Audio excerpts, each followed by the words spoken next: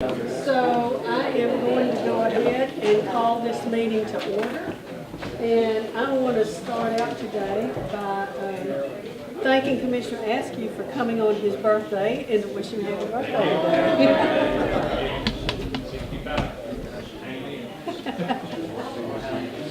And Mr. Coley, if you would note that all the commissioners are here except for Commissioner Chanel, and I expect her to be here in just a few minutes. She is in another meeting.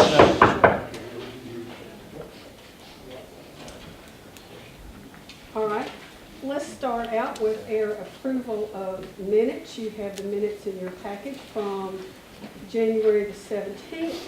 I need a motion and a second, please. So moved. Second.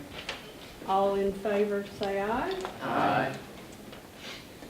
All right, the next thing on our agenda is Resolution 1390. Gabe, do you want to discuss this? Yes.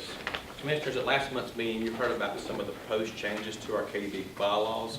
I'd like to introduce Elba Marshall, Director of Corporate Services, to go over those changes and for your consideration. Thank you, Mr. Willis. Good afternoon, Commissioners.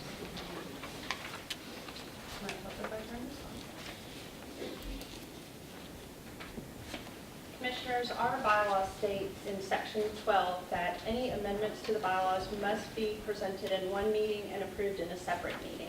And I was here in January sharing with you some proposed changes. A couple of those were housekeeping in nature related to reporting requirements and swearing in procedures. We also had two new things that we wanted to add. One was the codification of an existing process, which is the approval of commitment appropriations. And the second was adding to the categories of ineligible positions to serve on the board, employees and retirees of telecommunication utilities. And those pretty much summarize the changes that were made in the bylaws. You all had an opportunity to review the red line version, and I'm here today to ask for your approval of the amendments and Resolution 1390. And I'm happy to answer any questions you might have. Any questions? All right, then I'm going to request a motion and a second on Resolution 1390, adopting amended bylaws for the Knoxville Utility Board and hereby revoking and replacing all previous bylaws or amendments on first and final reading. So moved. Second. Are there any members of the public who wish to comment on this item? What are we doing? What are we approving? We are approving the resolution that she has just presented. And those resolutions were? It is amending the bylaws to codify the commitment appropriation approval process, and that commissioners cannot be employees or retirees of the telecommunications utility. Tell me what codifies commitment appropriation. Approval process. I'm not going to put that in. Introduce himself. That's true. Sir, would you go? Oh, yes, of course I will. Thank you, ma'am.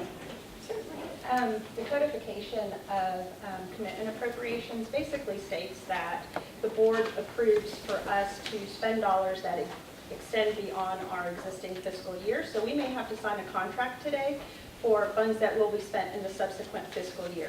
Before we are authorized to spend any of those dollars, we need the board's approval to do that. So that's just stating something that we have always done. Codification means that we are actually putting it in writing in our bylaws. So this has been a practice, a long-standing practice, and we just wanted it to be reflected in our bylaws to show that we have always been doing this. You're saying you're going to approve money for the future. Is that money already appropriated for new buildings, infrastructure, such as that? Or do we know what the money is getting ready to be used for? It is normally associated with some type of contract that has been gone through the appropriate approval processes that reside within the chain of command within KUB. And so that budget, those dollars tied to those contracts are being approved by the board. I see. Before they're spent. It is, Yes. the contract is just being approved before it's I spent. see. Okay. Thank you so much. You're welcome. Did I answer that correctly? Thank you. All right, Mr. Cullen, will you do a roll call vote? Commissioner Askew. Aye. Commissioner Hamilton, Aye. Commissioner Herbert, Aye. Commissioner Pennell, I have to review it first, sorry. Commissioner Simpson Brown, Aye. Commissioner Small, Commissioner Worden. Aye. Resolution 1390 has passed with, as I understand it, one abstention.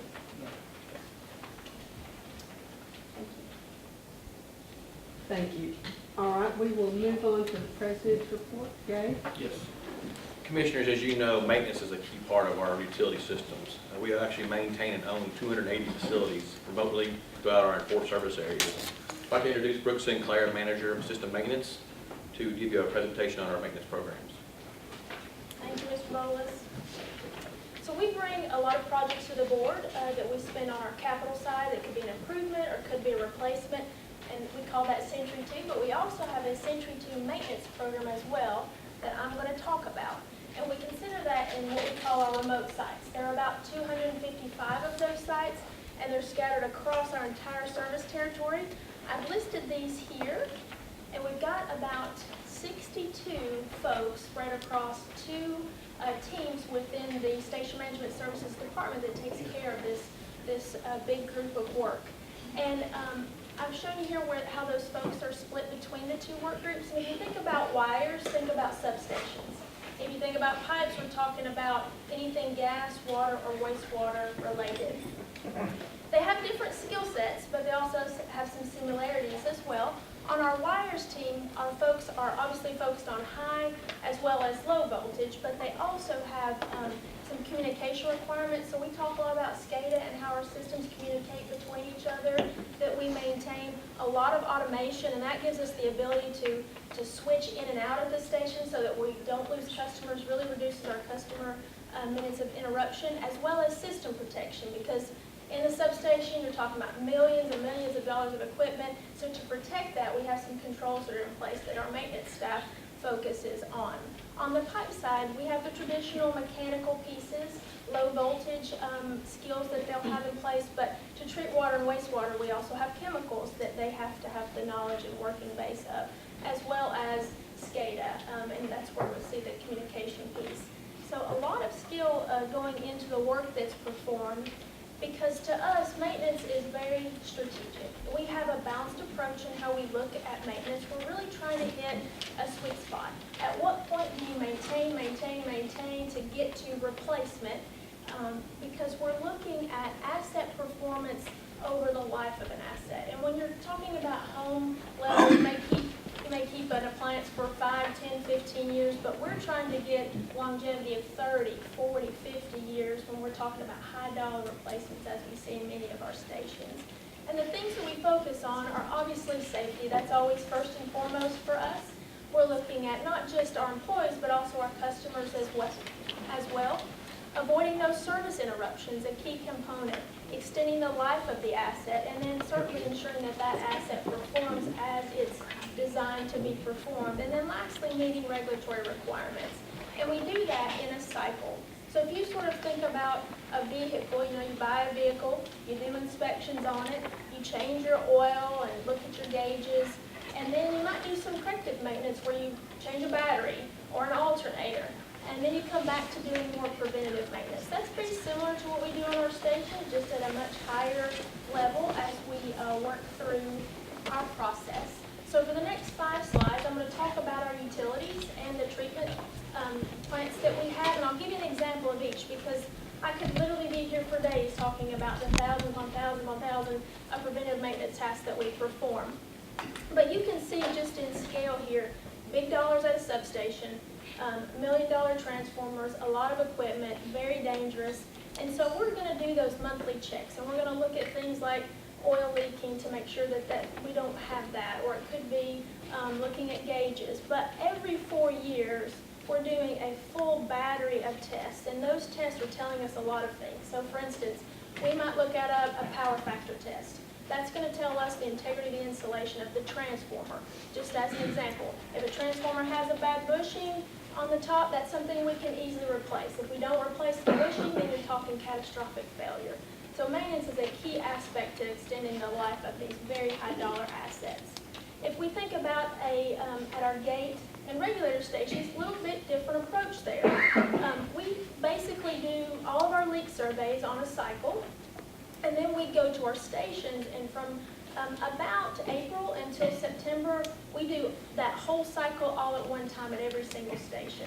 So here's an example of one of our smaller stations. This is a regulator, and this regulator is what moves gas across our system. It has a lot of mechanical parts to it, but the diaphragm, that's a rubber diaphragm, is an important component of that. Every year we're testing that regulator for lock-off to make sure that it will close as needed to stop the flow of gas as we've set it up to do. But more importantly, we want to open that up, clean it out, replace that rubber gasket so that we never get to the failure point. As opposed to coating. As you can tell, coating is a big component on any of the piping that we do. And we have a 10-year program here, so we've been able to extend that out where we're sandblasting and recoating about every 10 years. Water and wastewater are a little different. From a water perspective, the pump, I'll use these as an example, the pump and motor assemblies, those are on a monthly schedule. We're looking at those from a monthly perspective, but when you get to corrective maintenance, where you're literally opening them up, looking inside, cleaning, checking the check valves, doing replacements, we're on more of a 10-year cycle because drinking water is a very clean fluid that's running through the pump. Wastewater, a little different. We're expecting to see debris and things like rags and mop heads and anything that you can imagine that goes through the wastewater system has a little more wear and tear on our equipment. So the cycles are a little different, but the work is still the same. So this is a technician at a lift station opening up this the pump and actually doing work to mitigate anything that's in there before that failure could occur. At our treatment plants, though, you're talking about something on a much larger scale. So if I think about a water booster pump station, you may have 2,000 assets there between all the pumps and parts and pieces and valves and everything that goes with it. At MBW, a little different. That facility probably has 1 million assets that we're maintaining on a regular basis. These two pictures are of clarifiers. This is at our Mark B. Whitaker water treatment facility, and just to give you a little bit of scale there, versus our Kauai, this is a final clarifier. This is a human, male, about 6 feet tall. This is about 135 feet in diameter. It takes a full 24 hours just to drain down this clarifier. And as you can see, there's a lot of parts and pieces, a lot of metal, a lot of the sweeps and the gearboxes and everything that goes into maintaining this facility. If we were to have to move to repair in a emergency situation, a much different aspect than if we can do it on a planned, scheduled event, which is really how we want to work this. So we do this work annually. We talk a lot about maintenance, and there are a lot of traditional ways that we do that. So obviously, we're looking at things like doing those visual inspections. We do a lot of preventative and corrective maintenance aspects, but we're employing some next level techniques. Predictive maintenance is one that we've talked about before in thermography. I've got a slide on some additional things we do there, but we're moving all the way back to the design phase, because if we design with the mind of maintenance involved, then we get a much better product. It's much safer for our technicians to do the work, and it's much more cost effective. So again, thinking about that car, when I had a Dodge, my husband could actually change the oil in that, because you need to get to the oil filter. When I got a Toyota, he said he'd have to take the entire motor out just to get to your oil filter. So we didn't change the oil in the Toyota. We sent that back to the dealer. Same concept for us. So we want to work with the engineers to make that happen, and that's going very well. And the other piece is leveraging our asset management system, which is called Maximo. As we put that in place 4 or 5 years ago, we've been collecting failure data so that we can be very data-driven as opposed to using our anecdotal concepts of, I think I replaced that pump so-and-so time frame, because when you're talking about millions of assets, you have to have a data-driven way to do that to really save dollars, but yet proactively replace in a way that that doesn't lead us into emergency mode and catastrophic event. Another piece would be using different kinds of technologies and other improvements. So for instance, at our Mark B. Whitaker water treatment facility, we have condensation that occurs on piping in our piping gallery. It creates a very humid environment. So we've been working through and put some dollars in to do a dehumidification process there, which would have created more equipment that we would have had to maintain. And as the industry has moved along, there are now coatings that you can put on piping that reduces condensation at the source. So we can reduce the condensation there. We don't have to have another system in place. And so we put a lot of effort into coating those pipes. As the coating degrades, corrosion occurs, a weakening spot in the pipe can occur. It would move us into replacement. And we want to avoid that, especially in a critical facility like our water treatment facility. So I mentioned predictive maintenance, and I talked a little bit, or we had talked about Park West and how that was a very positive thing. You know, red is bad when you're talking about thermography, just in simplest terms. You want to be cool, because the hotter it is, the more potential for a failure at those locations. And so that's at the substation or maybe at the customer level. We do this same type of thermography work in our pump and lift stations in our treatment plants, because we have tons of electrical equipment there too. So we'll do thermography there. Two things that you may not have heard about are vibration analysis and oil analysis. So vibration analysis is very key, again, going back to your car. If you've ever been in a car, beside a car that rattles a lot, you can tell things are probably coming apart. And those things for us are like shafts and bearings and seals, and we want to avoid that as much as possible. So we're very fortunate in our area that we have a third-party engineer that's an expert in this field that comes to our facilities quarterly and does a vibration analysis of all of our critical pumps, something we're looking at expanding.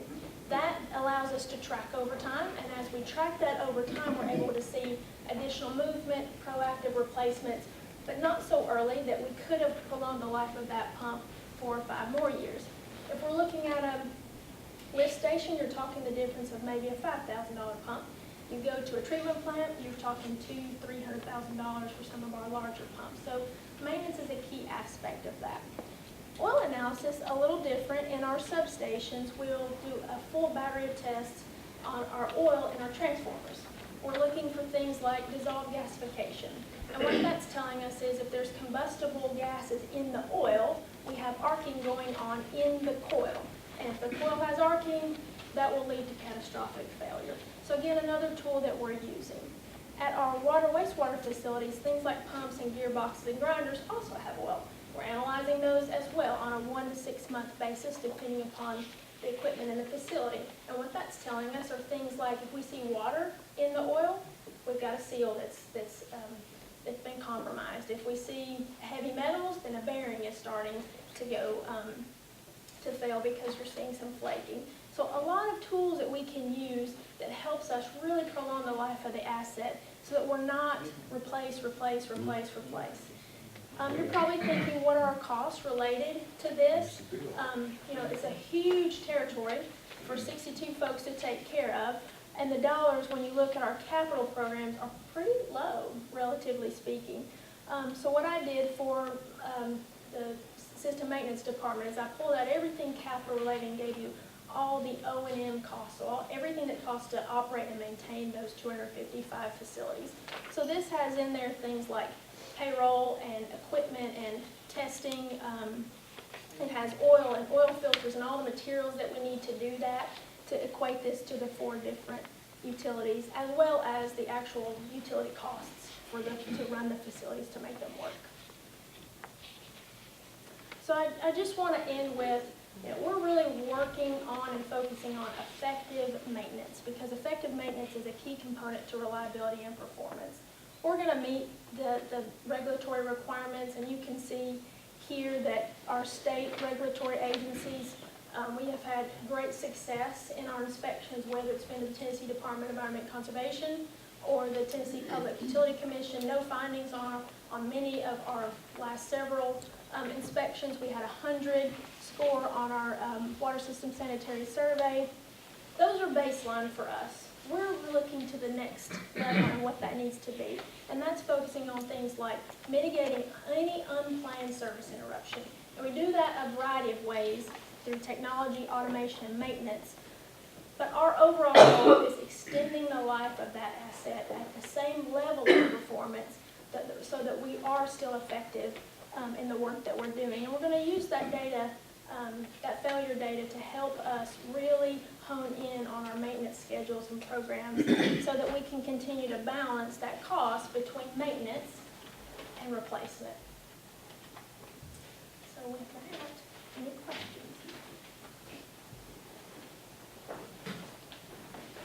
Okay, thank you. Question. Are we allowed to do that? No, No. sir. Okay, If- thank If you. you have questions, after the meeting, we'll get any of our staff with you. Delightful. Thank you, ma'am. Thank you. Hey, Gabe. Commissioners, as you know, diversity is a huge part of KUB's culture. Not only of the employees we hire, but also the suppliers and vendors that we use throughout KUB's system. A key part of that diversity is in our minority and business enterprises and women business enterprises. So I'd like to introduce Michelle Wilson, Manager of Procurement, to talk about those programs. But first, I want to recognize Nikisha Thompson. As you know, she's former commissioner, but she's also on board as our MBE, WBE coordinator. So I want to acknowledge her. Thank you, Michelle. Thank you, Mr. Bolles, for inviting me to speak today, and good afternoon, Board. I'm very proud of our Supplier Diversity Program. This program meets a lot of our shared values, specifically in making sure we're serving our community, making sure that we have fair business practices, and it's just the right thing to do. So I'm here to talk to you a little bit about that program and how we do work and where we're going to in the future. So in public procurement, we have a whole lot of different entities telling us how we need to do work.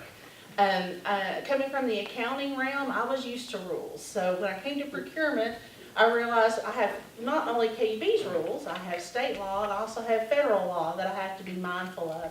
And that extends to fair business practices and making sure that we are Title VI compliant. So that is an action-oriented commitment. That is not something that KUB can sit around and be passive about. So back in 2005, due to the response of an ordinance passed by the city of Knoxville, we have formed a formal supplier diversity program, which requires us to file annual reports, both federally with the city and with members of the Audit and Finance Committee of this board, as well as the President and CEO, sorry Gabe, and our Procurement Oversight Committee. So I'm going to spend a little time today walking you through our program. How the program works. As Mr. Bolles mentioned, we brought on Nikisha Thompson this past fall. In the past, Gwen Brown served as a consultant for our program for many years, and as she expressed interest on retiring, we knew that Nikisha would be the right person for the job. She has re-energized our department, and her, along with our other members of our team, are actively involved in engaging with potential vendors out in our service area. We also have many tools in our tool belt to bring awareness to our MBE, WBE program, but we want to measure our efforts, and so monitoring and reporting is an important component of the program. Creating awareness. What you see in the picture here is my supervisor of purchasing and contract services, and he is meeting with a vendor at an event we hosted this past December on site at our corporate services department. We believe as a whole that our program is founded upon one-on-one direct relationships, and nothing can replace a handshake. In today's world of technology and emailing and texting, we still rely on that core value of getting to know our potential suppliers and vendors. We believe by building that strong vendor relationship, that positions KUB better for a diverse supplier pool to bid on our jobs. We also use another tool that's a little bit more passive at our pre-bid meeting. So for any utility construction project, a properties project, we host a mandatory pre-bid meeting, and we invite all eligible participants for that bid to attend.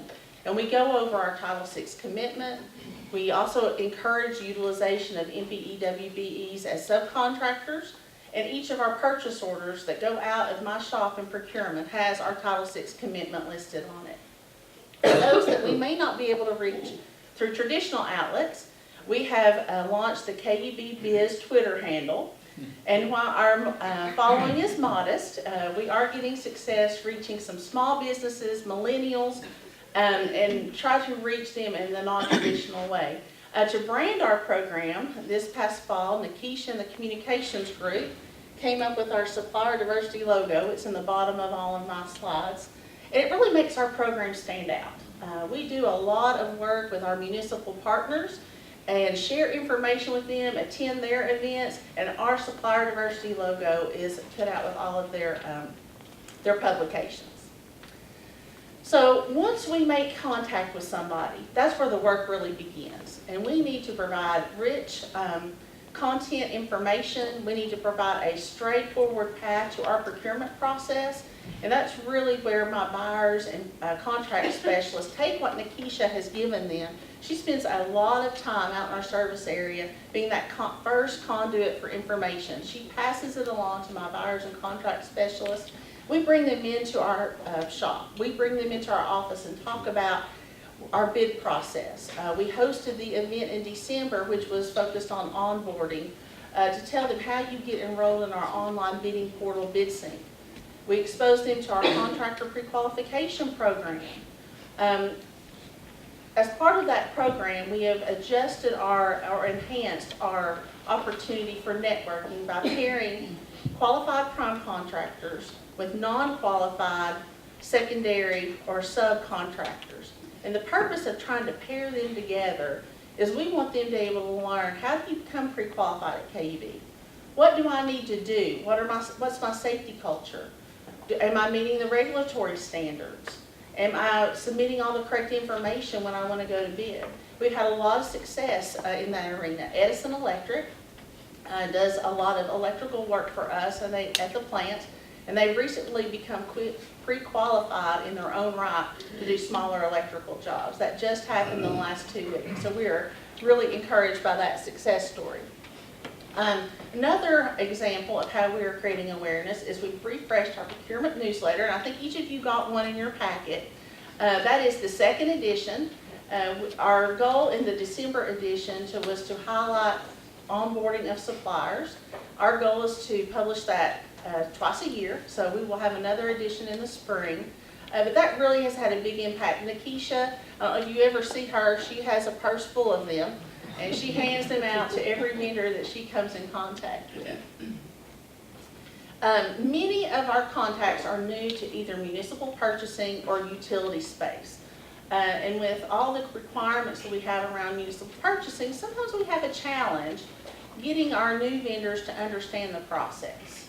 So we offer feedback to them, both pre-bid and post-bid, to help them understand maybe how they can tweak their approach to be more successful in the bidding process. We also review documents for them and make sure they've dotted all their I's and crossed all their T's so we can accept their bid.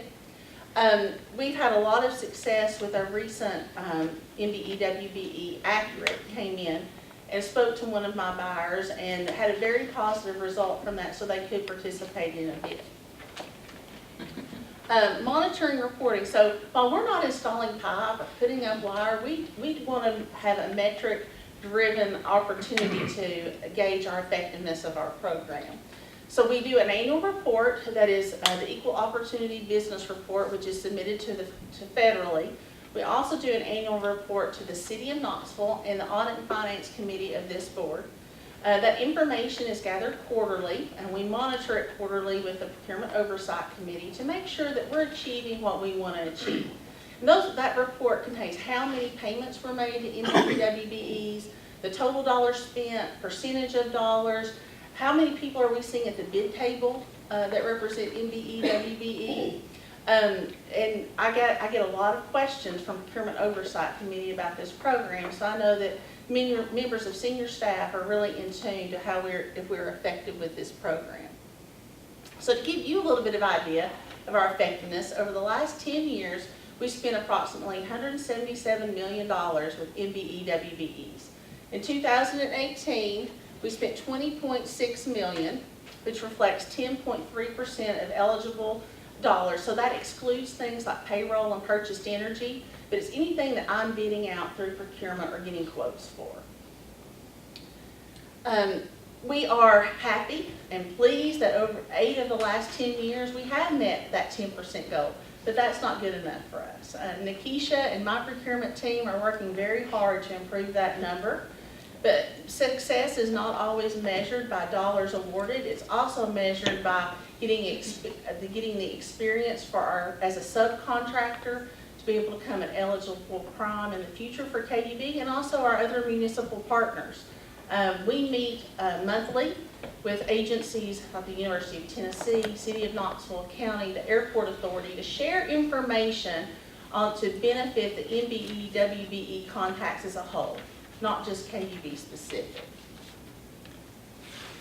I want to close my comments by thanking the board for their commitment to diversity and especially this program, and I can accept any questions that you may have. I was just going to ask, are you seeing an increase in the number of inquiries that you get and the number of people that are trying to come into this program? For certain, and that's especially in the technical trades. So I've had a few HVAC, electrical wiring, and painting jobs in the last 2 to 3 months, and we're seeing new faces at the bid table, and that's very encouraging. So, in terms of the matches, so if you look at what the city does, our small purchases, anything over $1,000 has to go through bid, correct? Quoting. Quoted. Yes. So where's the city of that? Are we matching up with the city? or That's a is really theirs good- higher? That's a great question. So theirs is higher than ours. Their threshold for quoting is 5,000, where ours is 1,000, and their threshold for bidding is 25,000, and ours is 10. Okay. Have we ever had any thought about maybe matching what the city does in terms of that 5,000 quote? Because if you think about women or minority-owned businesses, many of them, I mean, if you talk anything below 1,000 below that, you're not really hitting a sweet spot. But if you maybe go it up to that 5,000, I think you'll see some success in probably some of our larger, smaller women and minority-owned businesses. I definitely think that's something the Procurement Oversight Committee can consider. Absolutely. And do you know the breakdown between MBE and WBE in terms of the monies? I know we all I do. Now, listed. some of them are both. And so I can only count them in one category. So if they are woman-owned, I count them in woman-owned versus minority. And women-owned outpace minority. We have a consultant, engineering consultant that is a women-owned agency that's part of that pool. I can get you the detailed breakout. I'd be happy to send the whole board that breakout if that's useful information to you. I'm sorry. Are there any opportunities for small businesses to work or to partner without? So, Yes, Yeah. I would tell you that we would welcome any potential vendor regardless of their classification. okay. And would provide them the same services and outreach that we would in MBEWPT. I'm interested in the geography of where the minority-owned businesses, particularly, where are they located? Are they? Knoxville. They're in Knoxville. Mhm. Are they Now, Knoxville? Do we have any idea? I don't track that. Some of our newer ones, Cleary Construction did the large gas pipe project for us. They are out of Kentucky, and they are women-owned. So, we do regionally. We also have a lot in Knoxville, but I couldn't tell you the demographic in terms of area of Knoxville. Well, I don't know that you need to track it, but given the history of the city in what we did to the minority business, middle class in the late 60s, I'd really like to use this as an indicator to see how we're doing as a city in terms of helping recreate a bunch of lost opportunity that it's self-inflicted. We built the James White Parkway and the Civic Auditorium in the middle of the Black Business District. So any information we can get about the growth in the number of minority-owned businesses, I'd really be interested in that. We'll This run is that really down for important you. work we're doing. I would just second the threshold increase to match the cities if there isn't a reason why ours should be kept a little bit lower. That make a difference in quality or something like that. Question on, obviously our capital projects have a lot of zeros on the end of them. Yes. So what is our process for, in a lot of those capital projects, they come as a complete bid where project managers are submitting numbers that they receive from their subcontractors. Is there any process to encourage bidders in those big projects to include some of these So the minority pre-bid meetings that I described, and also at post-award meetings, we go over our commitment as Title VI organization, encourage the use of MBE, WBE contractors. We often give them a list of those that we have identified that could be subs for them. 2 years ago, we began capturing second-tier dollars, so with every progress billing that they have to submit, they have to fill out a form for any MBE or WBE spend on their behalf. And they can't get their retainage release at the end of that project unless that information is gathered. So that the intent of that is A, to make sure we're capturing KUB dollars that were ultimately spent with Right. WBE, but it's also to bring to the forefront with our qualified primes. This is important to us, and you're a strategic partner, and we also want it to be important to you. Did that answer your question? Well, I was just curious if there was any requirements. There is not, set-asides is kind of the term. We do Right. not. That requires a disparity study. Right. And KUB does, and the region, Knoxville, Knox County. So that is actually prohibited by state and federal law without a disparity study. Right. Any more questions? Thank you, Michelle. Thank you. Thank you, Michelle. I actually attended that event in December. I actually spoke at it. It was a well-attended event. We had unbelievably packed room, so that was really a good start to this new program that the teachers helped, so I appreciate that a lot. Next thing on the list, as you know, Commissioners, we are committed to improving the technology in our systems. We've invested a lot of money in smart systems for our water division to help make us more efficient and effective.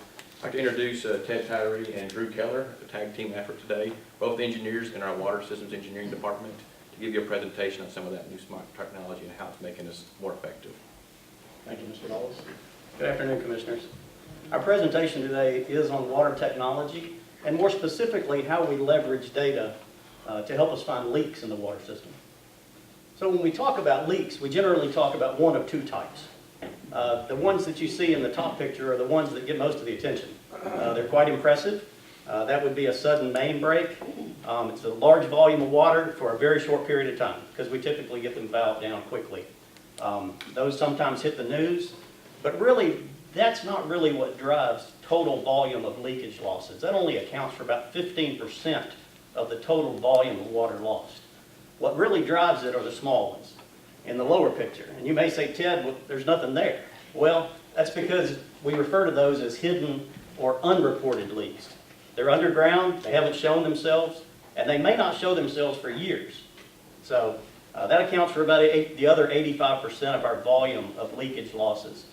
So to drive that point home a little bit more, when we think about the life or duration of a leak, we really think in three phases. The first phase is the awareness phase. How long does it take Ted and Drew to realize that that leak has started? If we don't have something to clue us in that leak has begun, it could literally run for years. The second phase is what we call the location phase. Once we're generally aware of a leak in a certain area, how long does it take us to locate it and pinpoint it? And then the third phase is the repair phase. Once we pinpoint it, how long does it take us to fix it?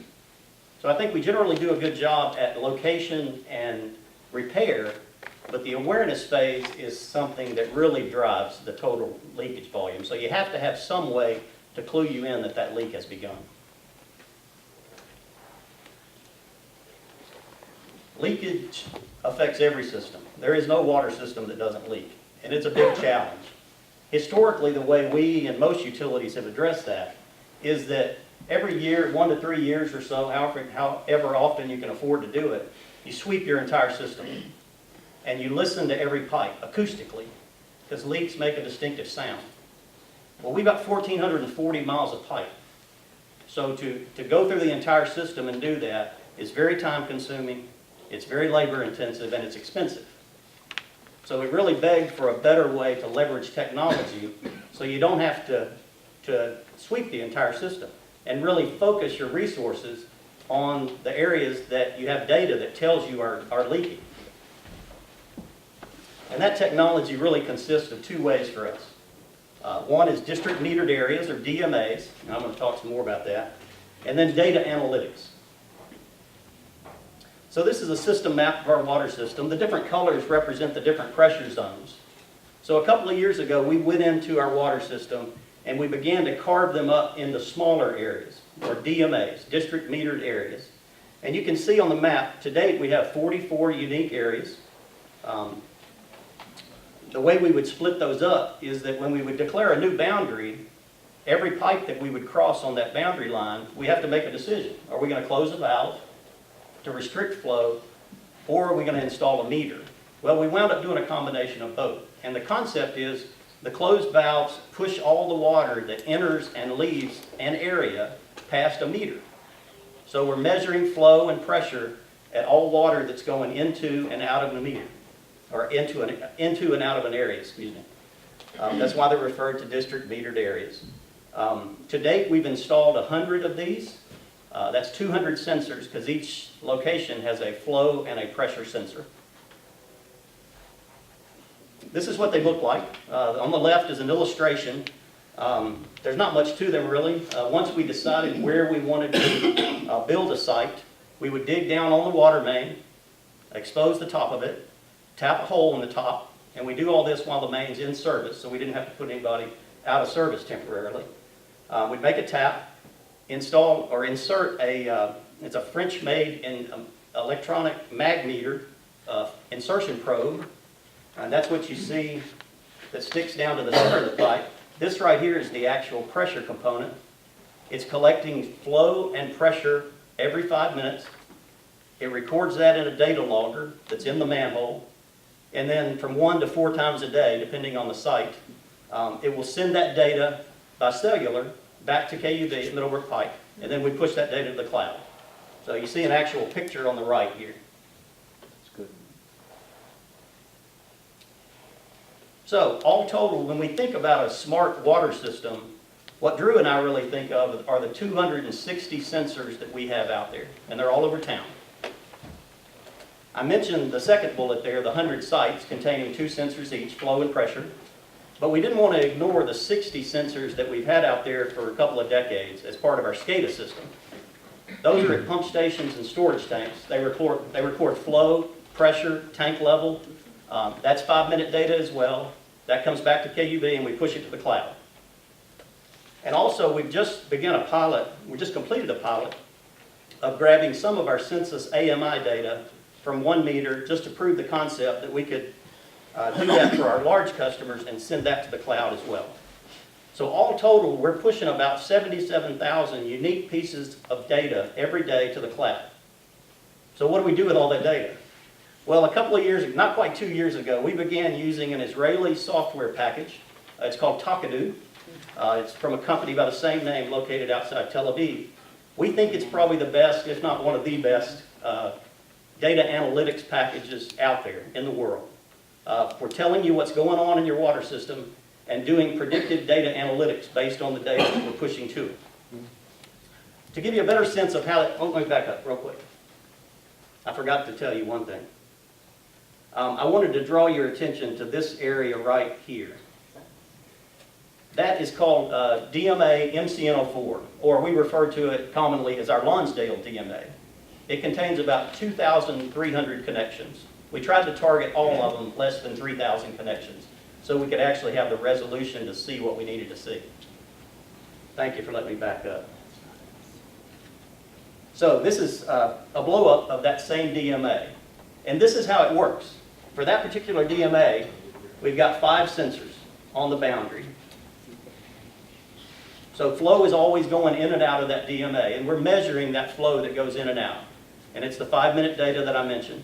And then we push that to Takadu. Well, what does Takadu do? It receives that data, and it's basically algorithms and predictive analytics, and it does all the calculations for us to tell how much water is being called for at any given time within that area.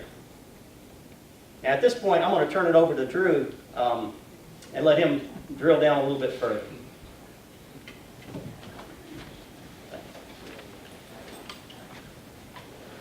So as Ted mentioned, Takadu, this is a graph from Takadu. It displays the demand data for us, and this specifically is the Lonsdale DMA that he had mentioned. And in blue, you can see the actual demand curve for that DMA. You may also notice in green the predictive historical pattern. That's what Takadu uses to see whether or not there's an issue. And as you can see right here, clearly on October the 6th, there was a demand increase And so that sent us a notification via email, and we started to look into it at that point. So after our district metered areas in Takadu have alerted us of an event, we go through a few steps. The first step is what we like to call step testing, and that's where we close a few valves temporarily while keeping everyone in water, and we try to determine within the DMA which portion of the DMA has that leak. So we close 3 valves along this boundary to divide the northeastern 2 flow meters from the southwestern 3 flow meters. What we were able to determine after about 3 hours was that that leak was definitively in the southwestern portion. So from there, we had already cut off several miles of pipe, because keep in mind, this DMA has 36 miles of pipe, so it would take a while to canvass that. So really, it's a battle against time to look for that leak so we don't lose water. So one other piece of information that we have is our Maximo work order system. And we looked within there and we found a leak detection work order on Pleasant Ridge Road, which happens to be, it happened to have been opened and created just a couple days after our leak event started. So we started to wonder, could the leak event be on Pleasant Ridge Road? And so what we did from there was we looked at our hydraulic water model, and what we were able to determine was that if that leak had been just one street over, we would not have gotten a low pressure call, which with a follow-up leak detection work order on Pleasant Ridge Road, if it was just one street over. So we felt pretty good that that leak was on Pleasant Ridge Road, shown right here. And so from at that point, we decided to go out into the field. We had limited that 36 miles down to just one road. And so we started to look, and we got help actually from the wastewater planning team as well as our own team. And a wastewater technician happened to be driving down I-640, and he pulled off into the median. This bridge right here is Pleasant Ridge Road, and our water main actually goes underneath the interstate at this point. And what the technician found was that there were essentially two French drains underneath the interstate full of pressurized water.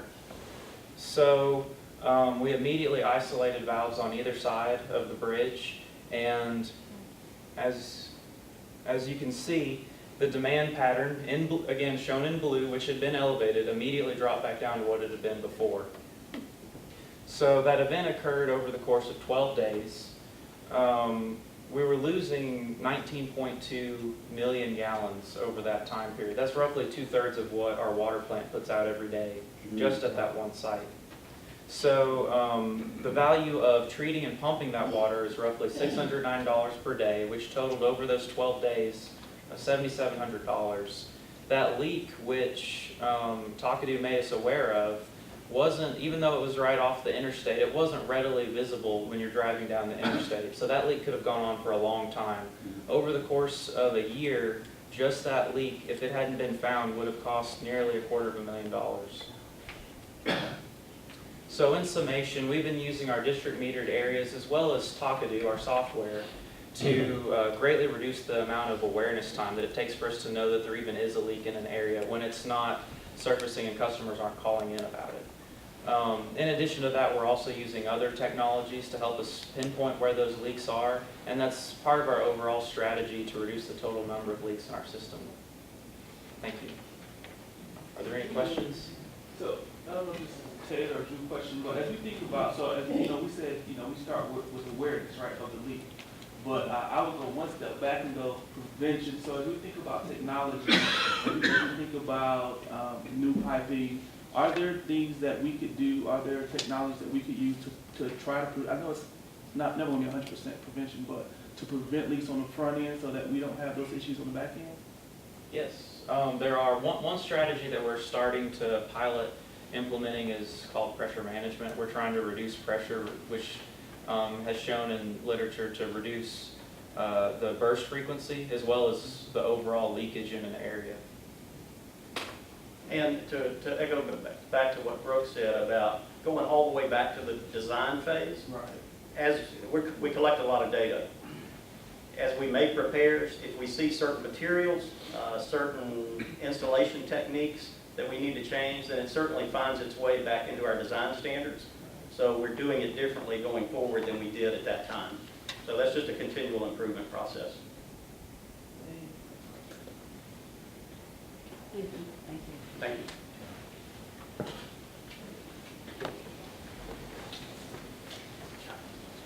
Commissioners, our final presentation will be given by Liz Hanna, Manager of Executive Services and Environmental Stewardship, to give you some very good news about some weatherization grants we received.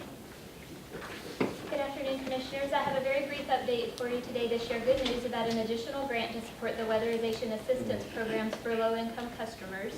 As you know, we've had a very strong commitment to working closely with our partners on these programs for the last several years, and we continue that work to seek additional funding. The good news is the new $500,000 grant that comes from the Federal Home Loan Bank of Cincinnati's Affordable Housing Program. As you know, last year we received great news from TVA that they could provide $1 million to start the Home Uplift pilot program in support of Rounded Up. Since that program started, the homes being weatherized through Rounded Up are completed on a cost share basis with Home Uplift. So it makes the Rounded Up dollars that are contributed by our customers stretch even further in helping more customers. And so this new grant of an additional $500,000 will help us continue that after the $1 million from TVA is spent. And with Rounded Up currently providing about $700,000 a year, this new $500,000 almost doubles the number of customers that can continue to be served. I want to recognize our new partner, the Federal Home Loan Bank of Cincinnati. And here on a local basis, it's Home Federal Bank who has partnered with us. A member bank had to support the application and submit it for the group, and so they were able to do that with us. They've been a great resource for us in this. And then, of course, we appreciate the ongoing support from TVA and the Knoxville-Knox County Community Action Committee that administers the weatherization assistance. They've made great efforts as well. I also want to recognize the board's support and the action you took last year to make Rounded Up an ongoing program, because Rounded Up has become that sustainable funding source that can help us attract these grant dollars, because they usually do require a cost share. And so that's very important. And all of that leads to special recognition of our KUB customers who are willing to voluntarily contribute to Rounded Up. We currently have 57% participation, and that's greatly appreciated because it's their generosity that provides this funding and makes all of this possible. With that, I can answer any questions you may have today. Just one, so Liz, last year with 700,000, we were able to help. Do you know around how many people we were able to help? So Rounded Up since 2015 has now served just over 320 total households, and over 130 of those have been done with the cost share with Home Uplift. So with this new $500,000, roughly, you know how many people that we could help? Or? We estimate that Rounded Up alone could help around 70 households a year, and so this will help us come close to doubling that. Any other questions? Thank you.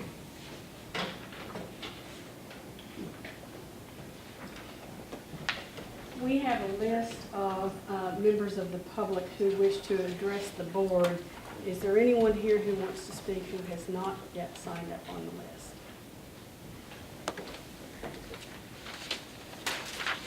All right. We will get you at the end and ask you that when you go up, if you would just give us your name and your address when you go to the podium. You will have 5 minutes to make your comments, and when there is 1 minute remaining, there'll be a yellow light on the podium timer that will go on, and then when your time is up, the red light will go on. So our first member that has signed up to speak is Stephen Smith.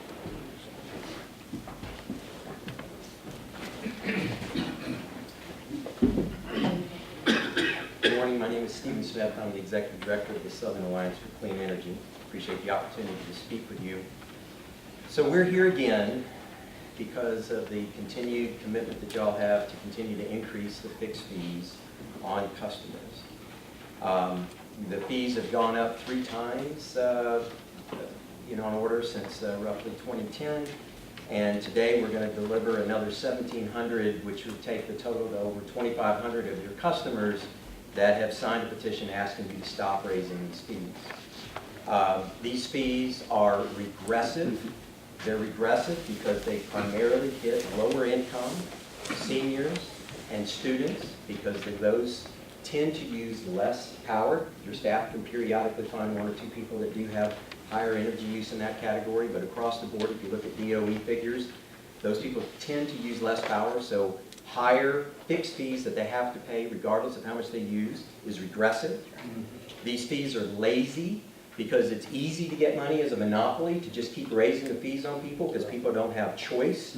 But the reality is the cost of service study that you did is really quite poorly done, and it uses the more regressive form called the minimum system component to basically justify the fees, as opposed to using the more best practice of the basic service charge, which those fees would be lower.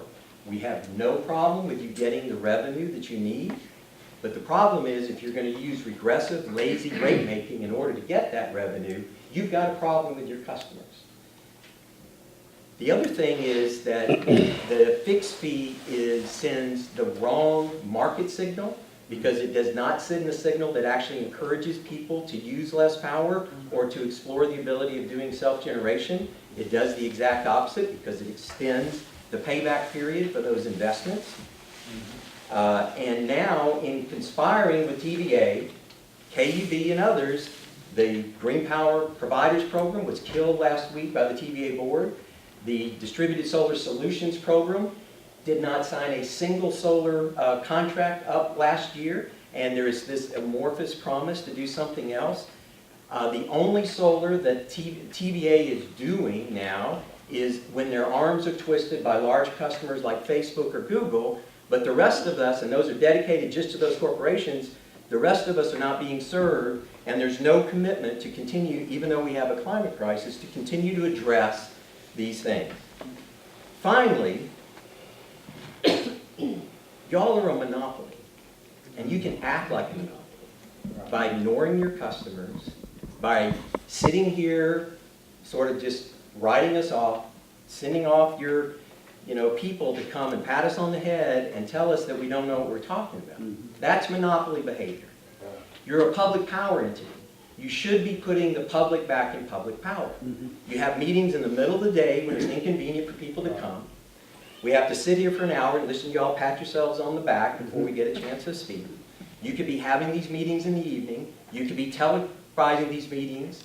You are a self-selected board where you just basically choose who you want to be on the board instead of figuring out having to have a real democratic process for how the board is represented.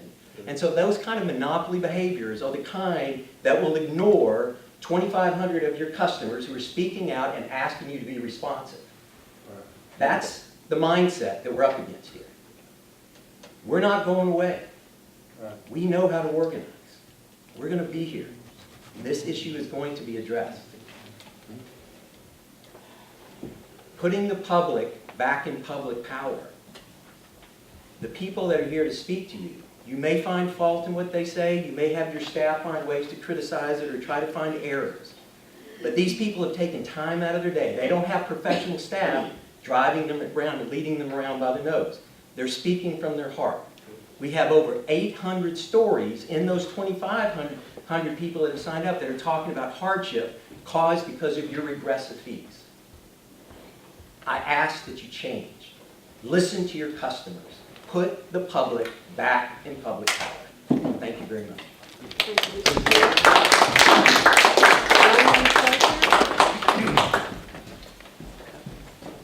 Raymond Peltier.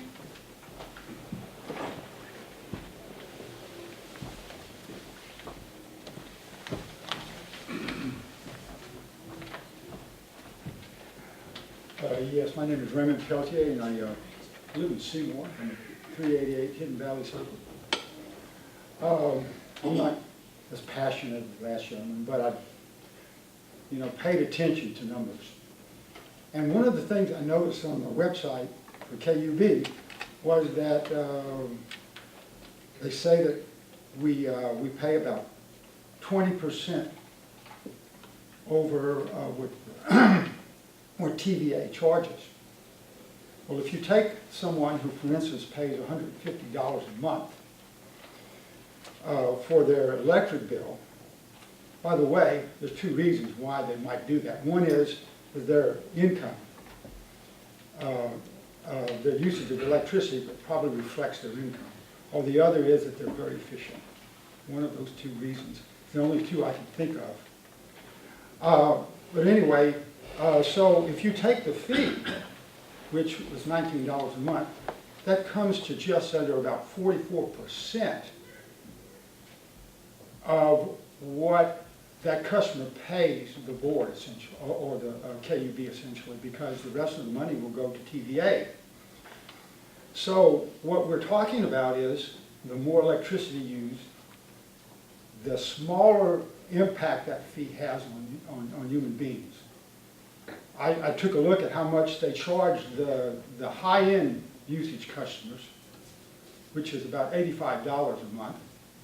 And there's no point in going into the statistics about what percentage that is of what they pay. It seems to me that there needs to be another way to calculate what people pay, and that we need to take care of the people on the low end. Thank you. Thank you. Judge Glass?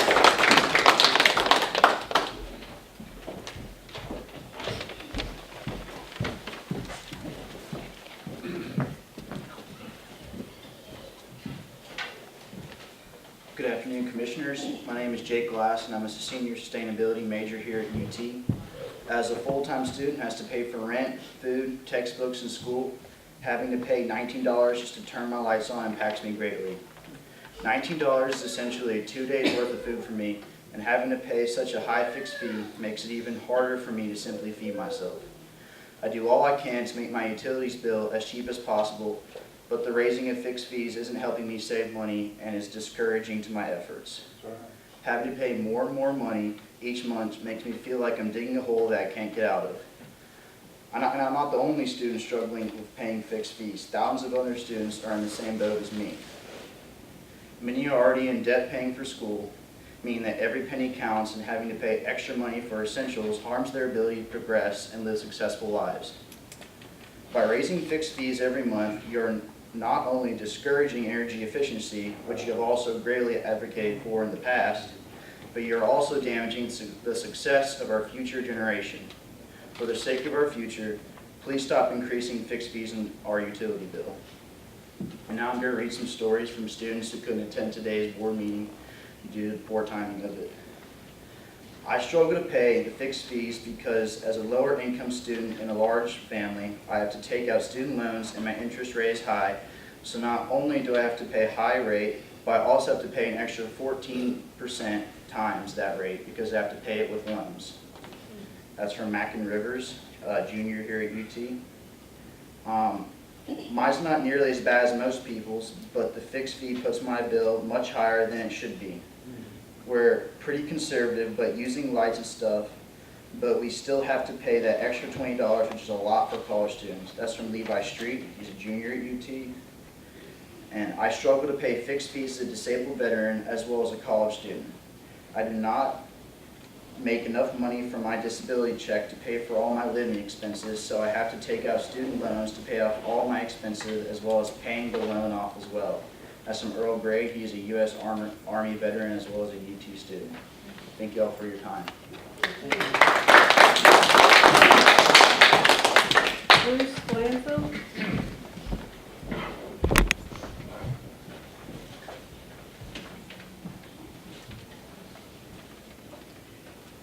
Good afternoon. I'm Bruce Glanville. I'm a small business owner. I do home performance, weatherization, that sort of thing, a lot of testing and analysis of homes in this region. About 11 or 12 years ago, I got into this business. I was sort of coerced by a friend of mine at Oak Ridge, as it being like the Holy Grail is the waste of energy through residential housing. And I got involved early on with a program that TVA and KUB and all the other power distributors were involved in. And that was the Energy Right program, which evolved into eScore. Fantastic program. Did a lot of good, still doing a lot of good. It developed this. I helped put this together. This is the Rager's Manual. This is an extremely well-written and easy to understand program. It supports a group of individuals, and I'll just talk about KUB area, but the QCN network, the guys who actually go out and do the work. You know, we come back and test it and say, okay, you worked, you didn't work, but they're doing great stuff. Recently, and I still don't quite understand why, the incentives for this program have been greatly reduced. And they've taken a lot of the meat out of this program. The duct sealing is a huge energy loss for residential homes. And I'm speaking personally, I've tested probably 3,000 homes in the last decade or more. Duct leakage, poor insulation, envelope leakage, bad glass. Most of those elements that are part of this well-thought-out program that you support have been removed from the program. And that confuses me. I don't understand why. Now, I know that part of the impetus behind this program had to do with demand peak load shaving. So that's basically been accomplished from what I understand. I mean, the last board meeting that I went to, power demand is trending down 2 years running, and that's probably going to continue. So the answer to that seems to be, let's raise the fixed rate so that we can pay for the grid. We all know the grid's there, it's going to be there a long time. Without that, we wouldn't have lights. But where in the meeting of minds in all of this do we come to the decision that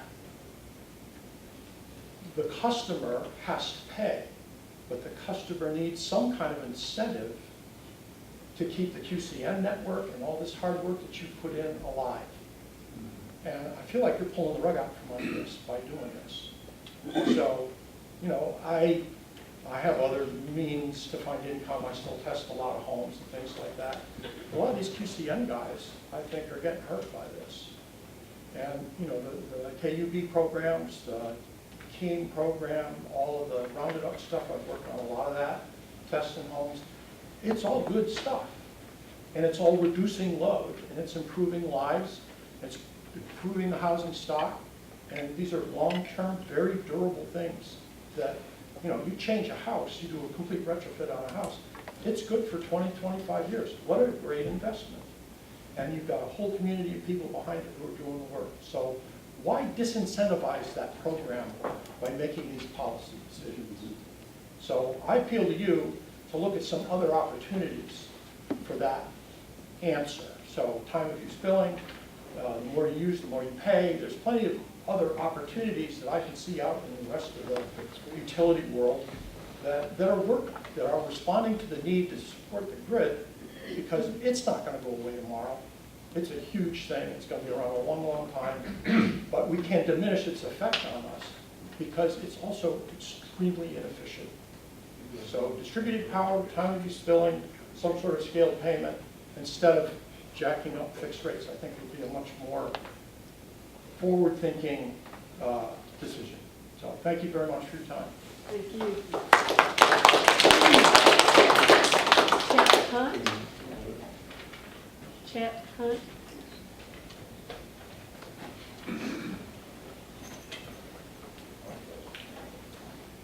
Madam Chairman, Commissioners, thank you for this opportunity to speak. I'm afraid I may sound a little redundant because of the capable speakers that came before me have said a lot of what I'm planning to say myself. Essentially, the biggest issue I have is that not only are we shifting those usage rates onto a fixed rate, which was mentioned that it is a regressive price structure and it begins to hurt people on fixed incomes, particularly, you know, seniors on fixed incomes and low-income folks. In the bigger picture, what bothers me is that it disincentivizes efficiency. You know, these programs that we're showing up here where we do 70, 80, 100 homes a year or something, that's all wonderful, okay? But even though you make them more efficient, if you continue to raise those fixed rates, you're not realizing any economic benefit or economic savings. And, you know, I know you have operating costs, capital improvement costs, debt service, and all those kinds of things, but when you start structuring your pricing like this, you're hurting the environments considerably, because of these carbon emissions. People aren't going to be able to invest to be efficient and use alternative sources on their own. Personally, I think it should be aggregated by TVA so that individuals don't have to struggle with all this. It would help your pricing structure, but that pressure needs to be applied at the generation point. Okay, you're the middle people, you're the facilitator to get that to us through your infrastructure system and your operations. But if we don't start doing something and putting something in place to decarbonize, and I don't see any of the capital improvement planning to do that, because I know there's a struggle between the grid, the infrastructure, and renewables, accepting renewables onto that system. Maybe I'm just not aware of what you're planning, but there should be some movement towards improving that infrastructure so that it will adapt that, because there is a movement on the federal level to begin to increase the cost, the true social cost of carbon. And that's going to push all the way through the supply chain. It's going to affect TVA, it's going to affect your costs. And so we need to think about how that's going to occur, because we're going to end up having to transition more to alternative energy sources. And so your infrastructure is going to have to sustain that. But I would urge you, just like everybody else before me, please think about holding down those fixed rates for people. It's very difficult, and it also disincentivizes efficiency and where we need to be moving as a society. Thank you very much. Thank you. William Isom.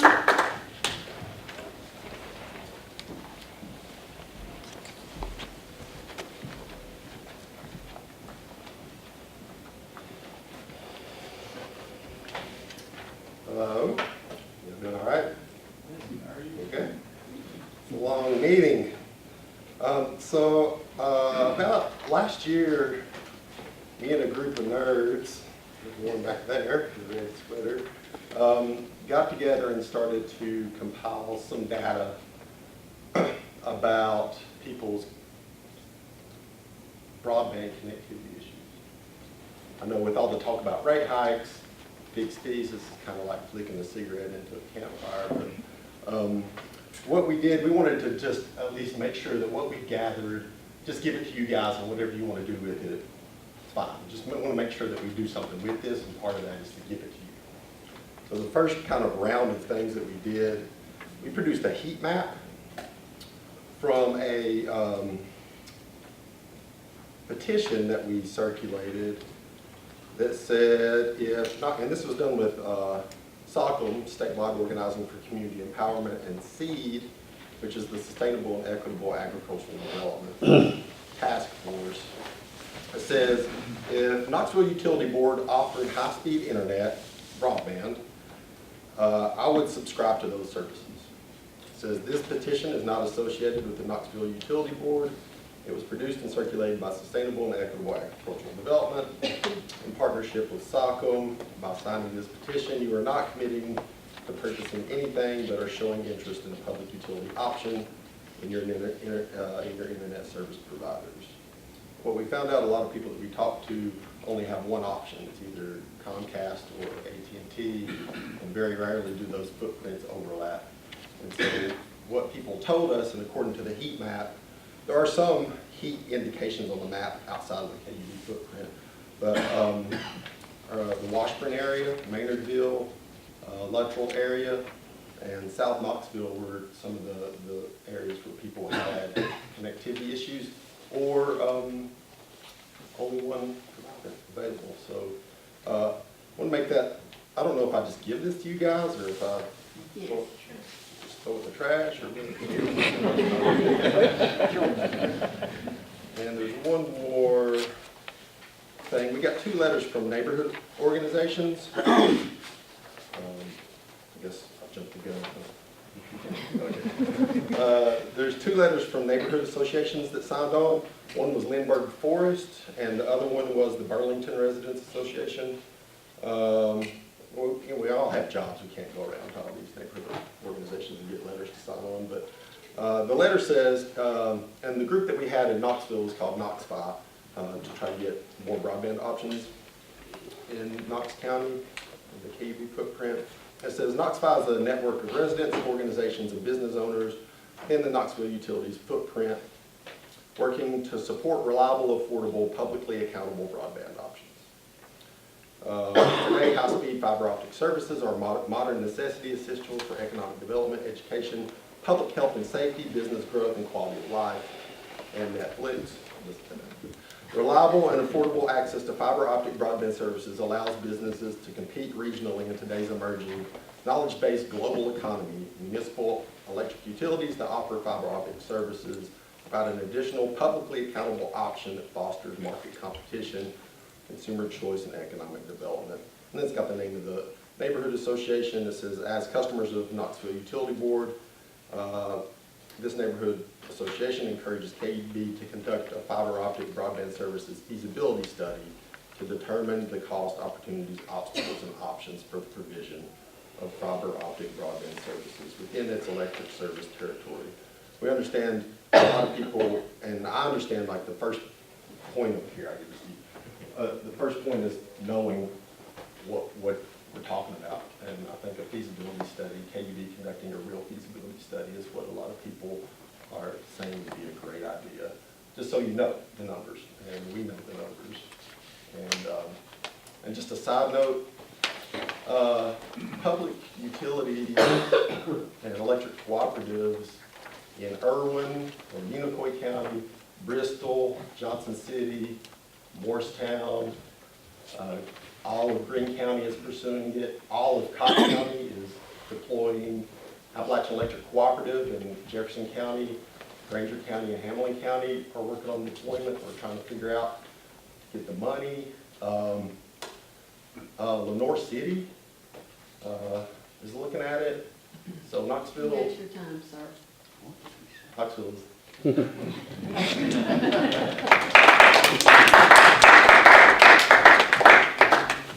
Margaret, is it Lavany? Yes.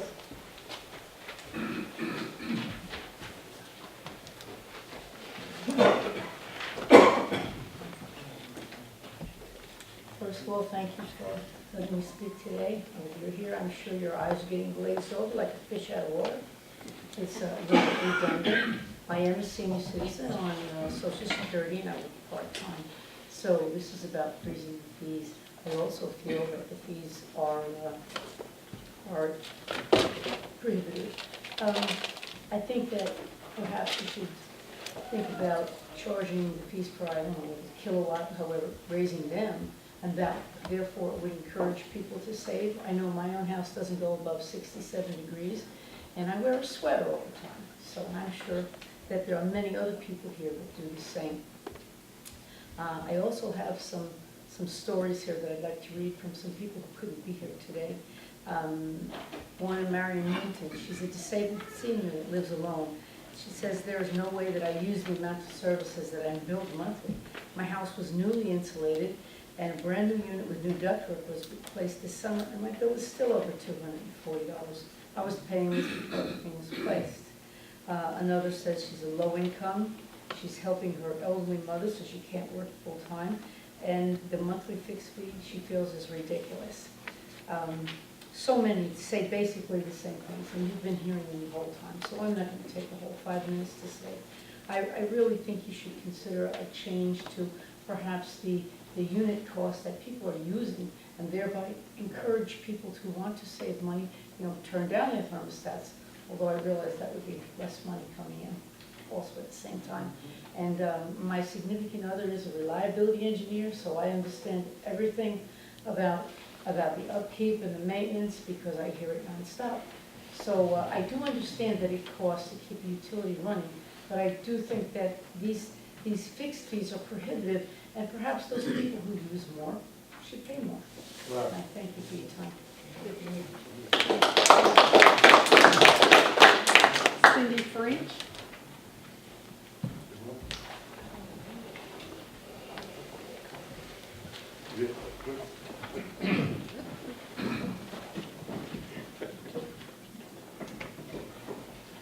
Start. Oh, okay, hi. My name is Cindy French, and I live in a small 1,000-square-foot home about 5 miles from downtown near that Pleasant Ridge Lake area. It's a modest home.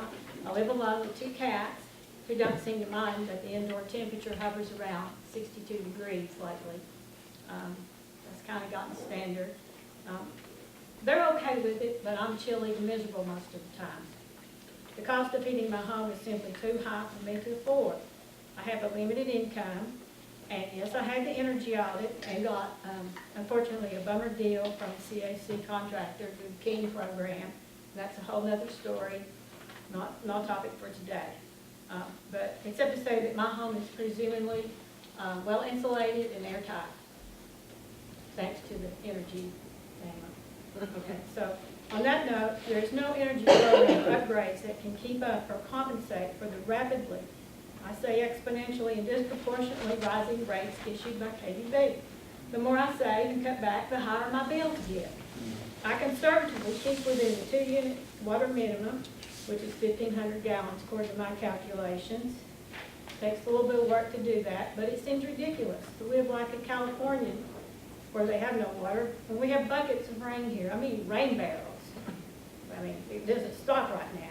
It's down to a fine science for me. If I can save $7 to $10 a month, that's big. But I still can't win. Try as I might, KUB comes along with a new base rate increase every few months, it seems like, and takes it all away.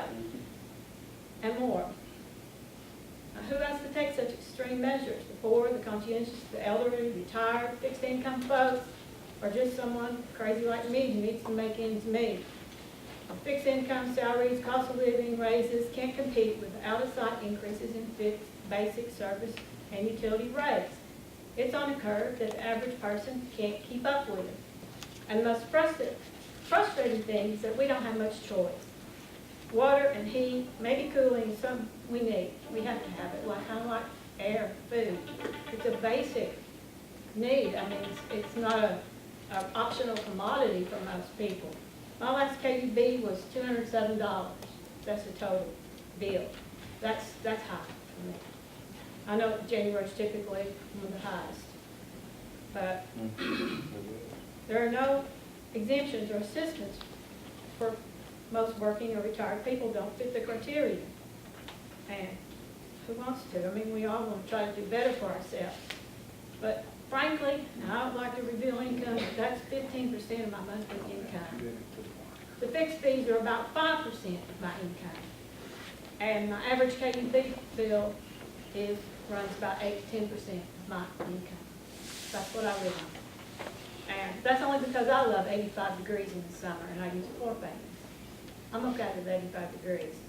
But let me put the rates in another perspective, and forgive me if I make presumptions, but what about a fixed rate of $1,000? How would that sound to someone? Or a utility basic service fee of $300. I'm just trying to put it on a scale where higher individuals and possibly decision makers can relate to. That's what it feels like to me and lower income people. And one of the saddest things I've found about our society anymore is the loss of compassion. And I'm not saying that about KUB. I realize you all have operating costs. I see that from today's presentations. And I'm not, saying that KUB or the board is heartless. And why can't people stand up more? They are just too tired and wary of speaking up. They think it's wrong to say something against utility providers. I don't know why they're beat down. There I go. But you hit us harder than anyone. It takes a toll on these folks. My story can't be isolated. What about other people? The rising cost of other goods and services and disproportionate rate of increase in utilities. Maybe they're in debt, maybe they take out loans, or I was surprised to learn of one friend who had taken out a reverse mortgage on her home just to live. In conclusion, I'm not asking you to feel sorry for me or others, but to reconsider the structure and philosophy of these services. Perhaps you could slow it down, or reverse, or restructure. That's the key. Take so much of the burden off the backs of the poor, and let high users pay more, low-impact consumption users pay a lot less. Look for a better, fair, equitable way. My next comparison has to do with gasoline. What if we all paid $100 a month fee to go pump gas? People with money would go, go, go. I'd probably stay at home a lot, but that's kind of what it's like. It feels like. I mean, I'm okay to stay at home. Thank you. To Sean Ransom.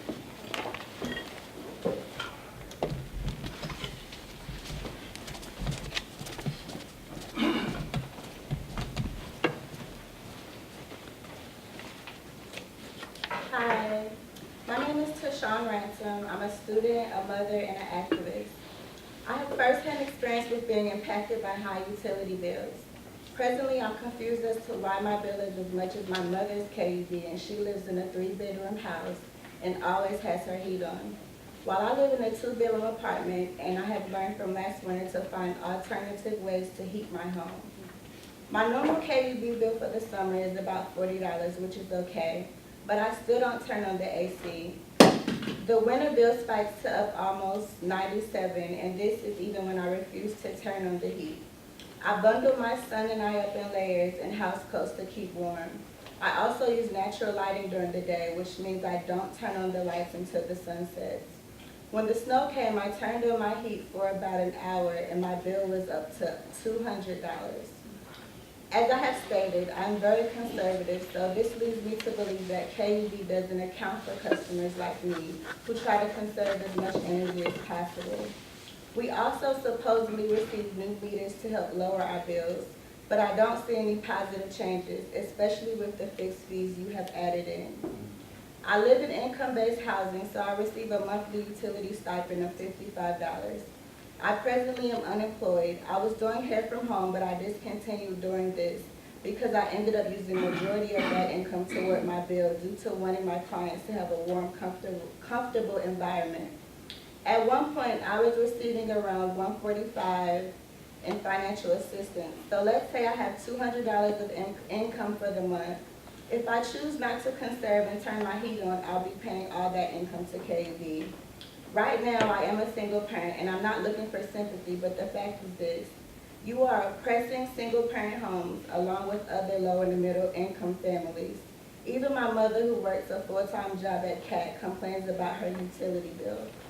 I have traveled to developing countries, and although constant, consistent utilities are an issue, one can power their residents for about $20 a month there.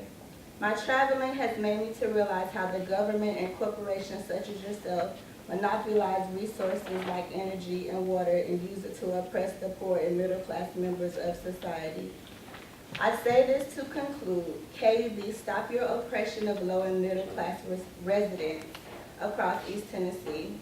You are a public service. If you care about the people, find the means to implement ways of energy conservation so we incur more fair charges. Stop lining your pockets with unnecessary fees. Freeze the fees immediately and repeal the current fees that we are negatively impacting many. Please show empathy, exercise compassion, and remember the law that energy can neither be created nor destroyed. Rather, it can only be transferred from one form to another. Thank you, Southern Alliance for Clean Energy, and also allowing me this chance to speak on this pertinent issue. Thank you.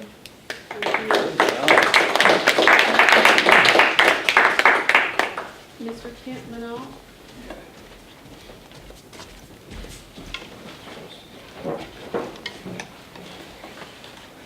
Yeah. Don't worry, these are not my prepared remarks. A little something for later on. Hi, I'm Kent Minot. I'm a retired teacher and actor, and I've been living in Knoxville for 4 months. You know, I was shocked when I saw how backward the pricing was on my KUB bill. I come from Los Angeles, and you may know that in LA, we have a lot higher electricity rates than people do here in East Tennessee. But the funny thing is that in LA, the average utility bill is lower than a KUB bill. Now, the reason for that is, first of all, Californians have enjoyed many decades of strict building codes which enforce building efficiency and efficiency upgrades. And the other is, we don't have these fees. And so I'm, like many of my fellows, I'm asking you to either eliminate or at least freeze them. And I think maybe a flat and declining electrical consumption has you all worried about meeting your fixed costs, which we've seen evidence of here. So you establish a fixed fee and raise it 300% over a few years. This betrays a lot of economic anxiety. And, you know, when we get scared, we all kind of clutch up a bit. But sometimes that clutch of fear keeps us from seeing present solutions. You know, if your revenue is declining, putting greater burdens on your customers actually incentivizes further declines. They stop liking you, and they resent paying their bills. They look for ways to cut out usage or even get off the grid altogether.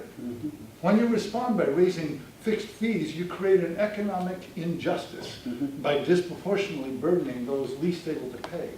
And by reducing their disposable income, you put a brake on economic activity throughout the region. On top of all that, the fixed fee disincentivizes efficiency and conservation, two important tools my family is starting to use to respond to the climate crisis. The proper solution is to expand the number of accounts you serve and broaden your revenue base. This will allow you to ramp up energy efficiency upgrades through Knoxville Extreme Energy Makeovers, which now show a long waiting list. And by the way, thank you, Ms. Hannah, for your presentation about the Cincinnati Bank giving $500,000 for that, and TVA giving $1 million. But recent estimates about the cost of the energy efficiency upgrades this region needs are about $100 million. So this stuff is a drop in the bucket. We need much more funding for that. Now, fortunately, there's a ready source of new accounts in this region. EV home chargers. Let EV Insider magazine evaluate states and their rate of adoption of electric vehicles. And they list Tennessee dead last in the country. EV sales are growing exponentially in the rest of the United States. Tennessee lags because of the absence of incentives. The Los Angeles Department of Water and Power has a system of incentives called Charge Up LA, which has made it a national leader in EV adoption. The idea behind it is simple. 90% of EV charging happens at night, which is when electric demand is lowest. That means the electricity can be delivered at the lowest cost to the utility. LA gives a cheaper rate to electric drivers who charge after 8 p.m. and before 10 a.m. New demand during these off-peak hours requires no upgrades to the grids and requires little added expense.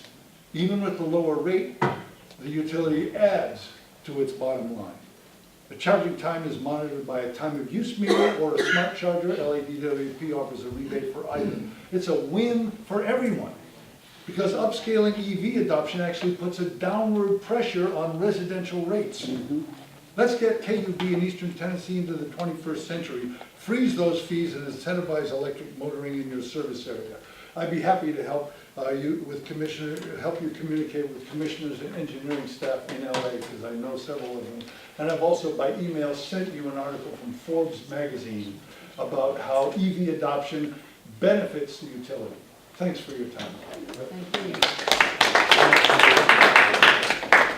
Oh wait, I've got something for you.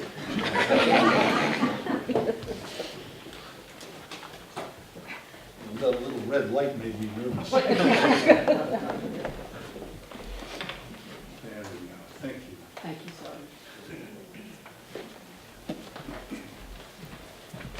Mr. Minot, before you leave, Minot? Yes, yes. Minot? Okay, I don't know. Minot, yeah. I want to say we are actively on a statewide team working on EV adoption. Yes, I read So about we are that. trying to figure that out ourselves. I Good, appreciate your good, comments. good. Your email was very helpful. So. Good, good, thank you. Next is Ray Hine.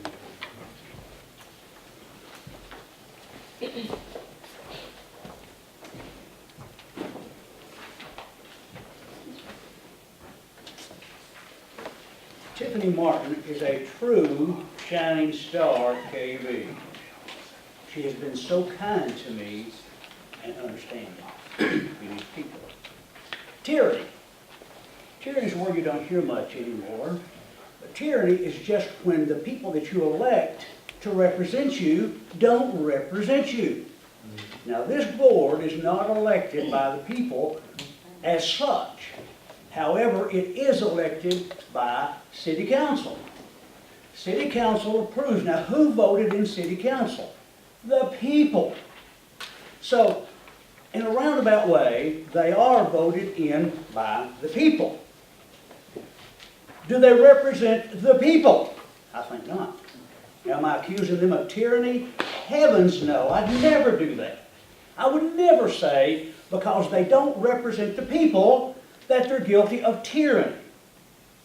But the guys at KUB, they go downstairs, they crunch the numbers, they trot in up here, and with a wink and a smile, they say to this board that should be working for the people, they say, we need a rate increase. This board rubber stamps it. Huh? But it gets better. The guys go back downstairs and they crunch up numbers again and they come up here and they say, we need a basic service fee and we need to raise that basic service fee with this vote. Whoa! This board says, gotcha. Now, when I say it's the good old boy system, no, I wouldn't dare say that about this board. Because if I did, I would have to use the word collusion. And I would never, ever accuse this board of a collusion or the good old boy program. Now, KUB's got this big old wall that they built, and on top of that wall it's flat. This board and KUB is on the other side of that wall, and the people are on this side of the wall. Okay? And on top of that wall, it's littered with filth. It's littered with the pleas of the people who come up here and beg and grovel and stand here. You've heard them and say, we cannot afford a basic service fee. We can't eat. It's on top of that wall. And it's festering. You might let me prove it. Let me give you the proof. Last month, when I was here, 800 signatures came into this room and was presented to the board. Now I'm going to ask the people, how many people got a call from KUB and said, look, we want to help you with this. We pulled your name out. We care for you. We want to direct you to the people who can give you some money that we know that can help you with this bill. Raise your hand. What? Are you telling me that nobody got a call from those 800 signatures that was laid on that desk? No, they didn't. Let me tell you what happened to them. They went to the top of that filthy wall, and that's where they're at today. Those signatures will go to the top of that filthy wall. Well, Ray, that's cruel. No, the cruelty is a basic service fee that the people cannot afford. The people that voted in the people that voted in this board were sitting right here. Representation, I'll ask you. I'm not going to accuse anybody, but I will ask you, is there representation from the very people that are supposed to represent us? I'm asking you. I'm not accusing this board of anything. I'm not. But here's what I expect from this board. I expect this board to take up for the people that voted in the people that voted them in. A basic service fee is inhumane. It's inhumane. And they cloak it, well, we got infrastructure, and we got this, and we got that, and we got this. We've got. KUB is we've got. What about the people? We're not beggars, and we're not grovelers, and we're not David Copperfields who stand up and say, can I have some more? We're not. We are the people. We are the people that's supposed to be represented by the board, this board. These are good people, by the way, don't misunderstand me. These are good people. And they too are the people. We are not being represented by the board of directors, and we need to be. Thank you.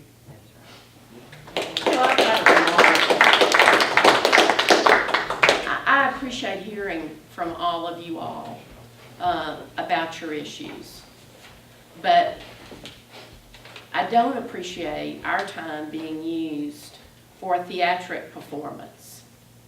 And I think you genuine folks are the people that we really need to hear from. So I appreciate all of you all that are here. Thank you. Mr. Adam Hughes.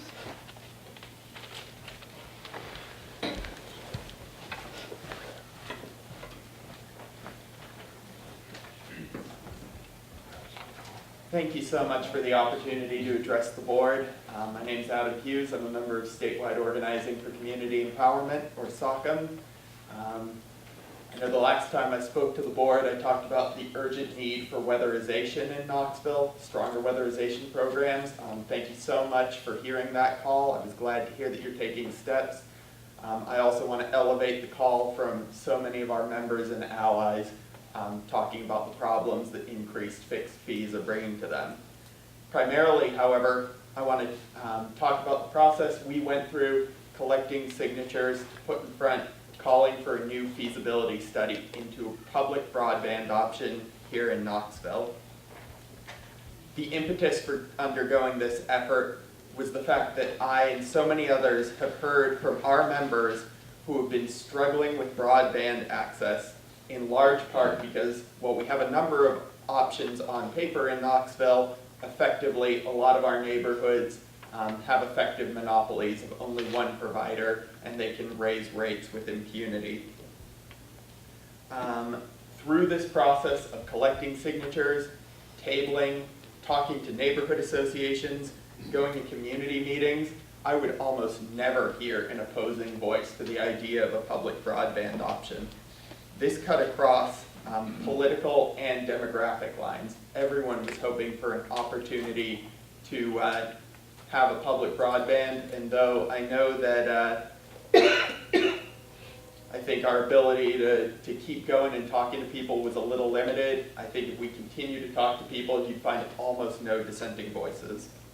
I have read the white paper that KUB issued in 2013 about public broadband access, but I want to note in just 6 short years, we are in a drastically different regulatory, technological, and social environment, and that more and more Knoxville and the KUB service area is being left behind by other communities in East Tennessee who have taken up public broadband.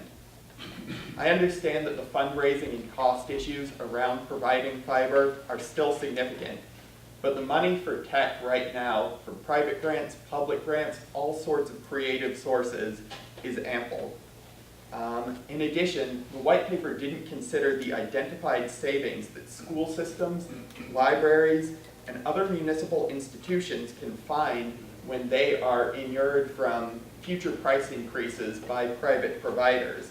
In smaller communities, these identified savings have reached over tens of millions of dollars, and I'd be happy to provide more info on that. I understand that there are a number of options in Knoxville right now, but the white paper does not present a customer satisfaction survey, and just anecdotally, I think you would find that a lot of people are dissatisfied with the few options that they have in practice. And in addition, I know that the white paper was updated with a Washington Post study from 2016 that showed that people are increasingly getting away from in-home internet and switching over to mobile-only homes. But what that did not mention in the white paper is another finding of that study, that there's a drastic racial divide, particularly between affluent white folks and lower income people of color, in terms of who actually has access to at-home broadband connection. I do think a public broadband option could go a long way to eliminating an increasing racial divide in terms of wealth and opportunity that we see here in Knoxville. More than 800 communities across the United States have begun municipal telecom networks. This is according to muninetworks.com. Which is presented by the Institute for Local Self-Reliance, which is a fantastic site for more information on the benefits of municipal broadband. Among the findings that ILSR has is that municipal networks in Tennessee have been able to dramatically upgrade speeds over the past decade without raising prices. This is something that should be reflected in a feasibility study. They've also found how underfunded rural areas are because there's no profit motive for ISPs to upgrade. The heat map that we are presenting today reflects that rural areas are being left behind. So in closing, I ask that you begin to take on a new feasibility study, consider all these things, and consider the changing climate that we're seeing 6 years later, and use that as step one in the process of developing a public broadband network in Knoxville. Thank you. Thank you. Bryce Bonner. sorry, I probably mispronounced your Sure, last fine. name. It's Bonilla. I'm going to go ahead and thank the KUB board for allowing me to speak today. My name is Bryce Bonilla, and I'm a geology and environmental sciences major at University of Tennessee. I am here to speak about the KUB fixed fees. I was genuinely curious when I first heard about it, if can this really affect, low income, fixed income families and individuals and the elderly. I was skeptical at first because it was hard to say without actually talking to the people. And I'm not going to sit out here and spout numbers at you or statistics or anything of that nature.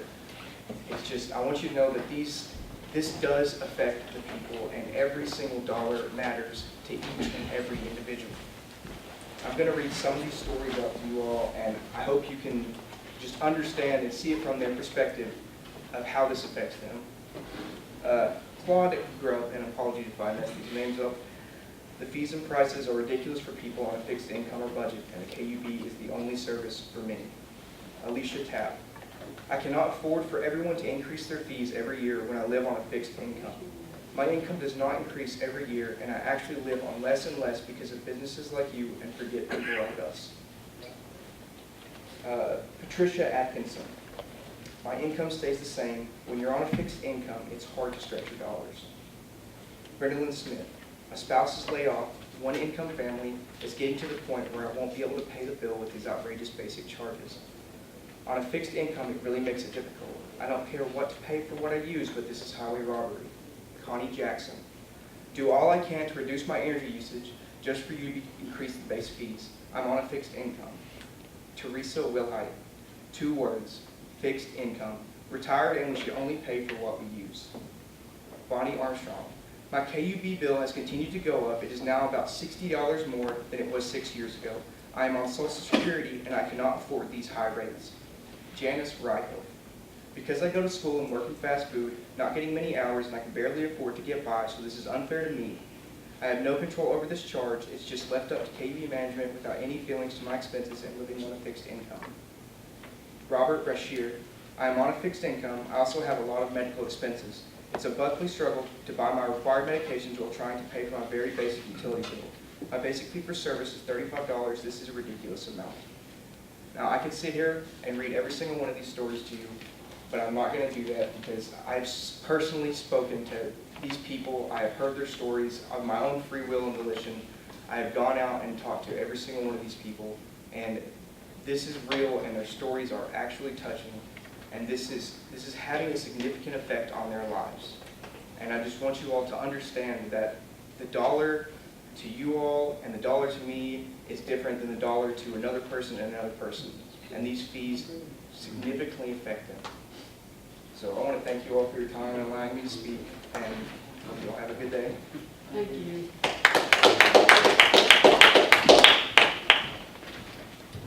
Jen, is that Galter? Galler. Galler? Okay, Yeah. sorry. You're good.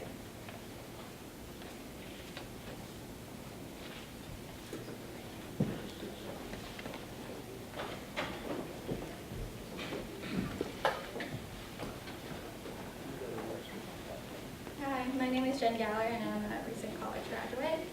And so I'm here to read some stories on behalf of people in Knoxville who are having a hard time making choices over high bills. So I'm 72 years old and have a lot of medical bills and take a lot of medicine, which I'm on copays. I also live on a limited amount of money. It's really hard for me to pay copays on my doctors, my medicine, and afford food, much less having to pay even higher fees for utilities. And that is from Linda Smith.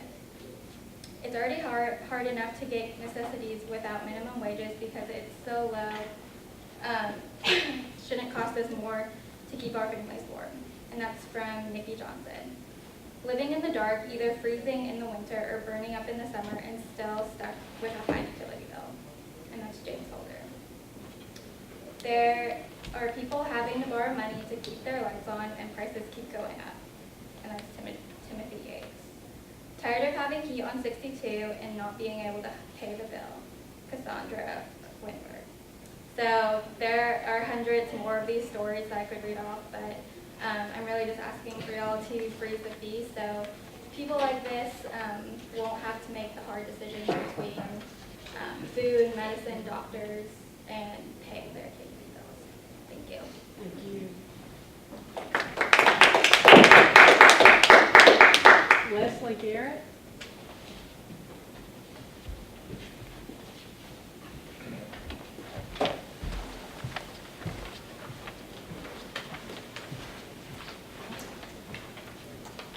Hey everyone. My name is Leslie Garrett. I'm actually new to Knoxville. I just moved here a couple months ago. I guess early January, so whatever month we're in now. Yeah, I moved here for work. I actually took, it's not technically, I get paid a volunteer stipend. And I can't really say who with, but people can infer. So I make about $5 an hour, and that's a volunteer stipend. So right now I'm living on about $12,000 a year. And it's a 40-hour-a-week job. I'm working full-time, and I took it because I care about the work I'm doing, and I care about Knoxville. I love it here so far. It's a beautiful city. I love the community. And I also have to accept that I'm in a professional development stage in my life. So like, I can either stay here whenever I'm done with this temporary job to build a career, or I can move elsewhere. And coming from Kentucky, I love home, and this kind of feels like home, not very far from it. But one of the biggest things that kind of jolted me in the move was like that utility bill, that first one. Thankfully, I have multiple roommates that I'm splitting it with, but it's still really tough with this really low income I'm making right now. And I don't have any other supplemental income, so it's just sort of like living on $250 a week. That's what I've got to make work. And I know it's temporary, and it's like really frustrating right now, especially to see the percentage that this fixed rate has increased over the past, I guess it was since 2005, 2010. Yeah. To see that percent increase and then hear that it's going to be increasing some more, like that's a huge discouragement for me as a young person who's like looking at starting a family in the next 10 years, looking at getting a full-time career. Like what it's saying to me that you all would increase that fixed fee is not great for when I'm considering like what kind of city I'm trying to live in. So that's not just me. You've got other students here, other young folks who are having a hard time making ends meet, buying houses. Like that's a whole thing. So just in thinking of this, like people with low income, especially young people who are trying to make ends meet, this is really hard, and fixed fees are a huge hindrance. And I've grown up in a pretty like environmentally conscious household, so I have good energy use habits, like turning off lights, keeping the temperature low during the summer, or up during the summer, to kind of balance it out and use less heat and air. But it's really frustrating when that only makes so much a difference on my energy savings. So yeah, young folks are paying attention and freeze the fees, because it's definitely going to impact the opinions of people who are looking at the city and are new to it and are getting familiar with what kind of culture you're creating. I've also got some other comments from people in Knoxville that I'll read till I run out of time. You'll tolerate me. So Katie Owens says, my bill is $100 more than the previous year. My overall usage of gas, water, electricity has gone down to save money, but I keep watching my bill to get more and more expensive. Barbara LaRue says, I'm on fixed income and need to keep utilities low as possible. My children have fees on all utilities, gas, water, sewer, as well as electricity, which comes to $70 before they use any. I feel that's just wrong. TVA was supposed to keep our electricity affordable in our area. Teresa Lyon says, fees are almost as much as the utility charges I use, which doubles what I pay. Linda Johnson says, low fixed income, keep thermostat low in winter and higher in summer. Have good windows and insulation. Basic rates keep creeping up, as does my bill, with fairly comparable usage to the previous year. Nick Bean says, I have lived in 15 different U.S. cities, and this place has the highest power bill so far. Glennis Wallace says, my bills are just outrageous, both electricity and gas. Keeping thermostat at 65 in the winter and 74 in the summer. There's no break. Nathan Slater says, new to this area, after looking at the history of fee rates, I'm concerned with even more. It costs me $70 a month just to have utilities, even if I don't use a single drop of water or kilowatt of electricity. That's a bit ridiculous. Let's see, Carolyn Gentry says, I've always lived a very conservative energy use style. It's so unfair to those like me to pay more for using less. So yeah, thanks for listening to me. I'm glad to be here, and I hope you'll freeze the peace. Thank you. Craig Walker.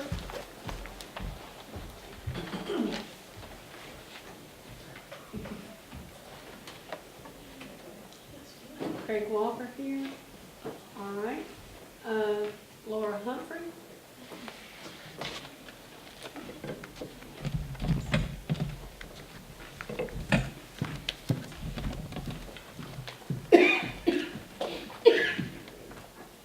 Hi, Board. Thanks for having me again.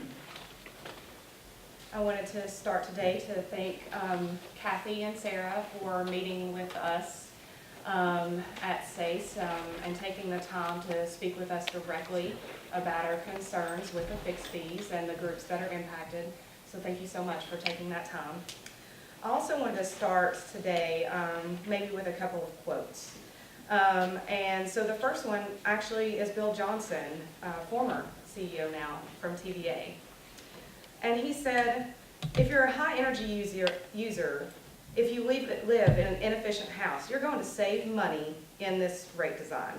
That rate design being that if you have more of a fixed fee and we're not putting it in the usage or kilowatt hour charge, that it's actually going to be beneficial to your household during those specific months when you have spikes, typically like in January. But there's a problem with that.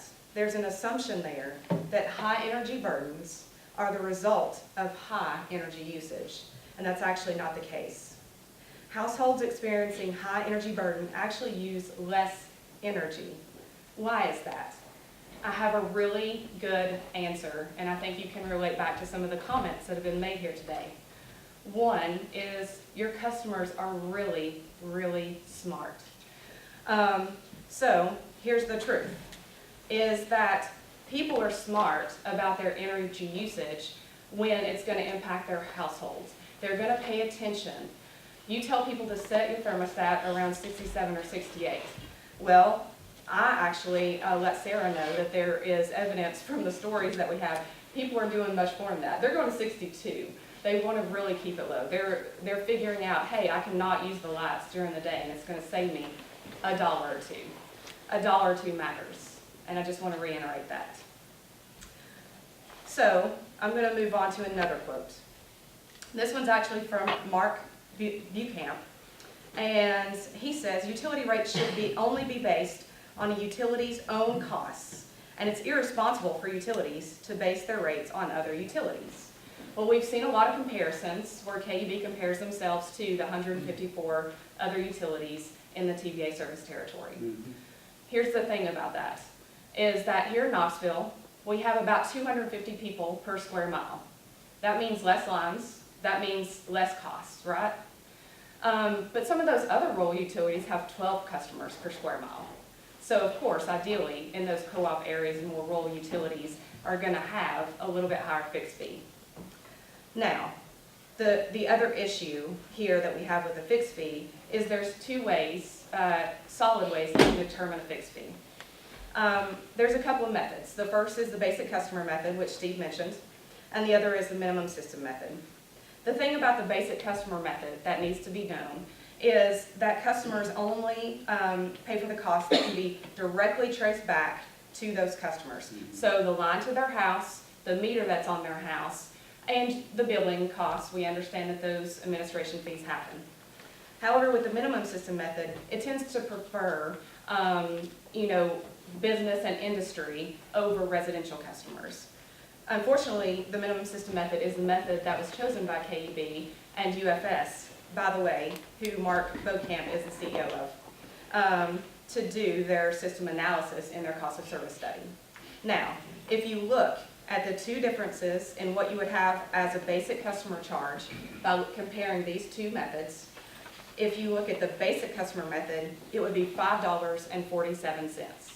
However, if you look at that minimum system method, then it would be about $20.26.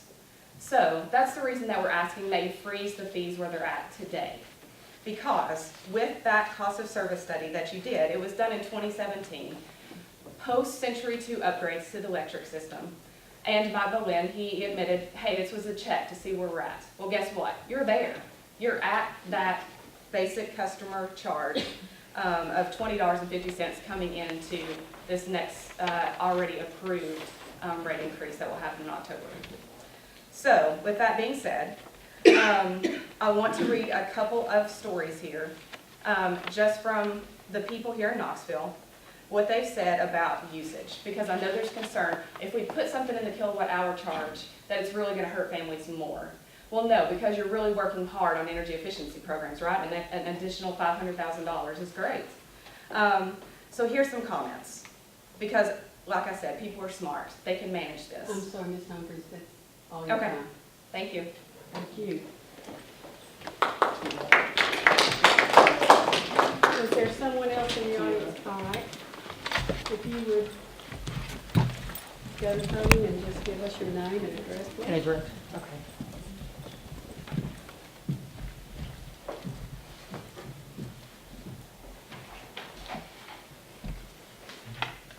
Good afternoon, Madam Chair and Vice Chair. I am Tiara Lady Wilson. My address is 3922 Nerva Road, Apartment 11, Knoxville, Tennessee, zip code 37918. I stand here in collaboration with SACE, but also one of those nerds who gave you that paperwork about utilities. But more importantly, today, I stand as a voice of the people. I speak up for justice. I speak out against equality, but more importantly, I speak in love and as love.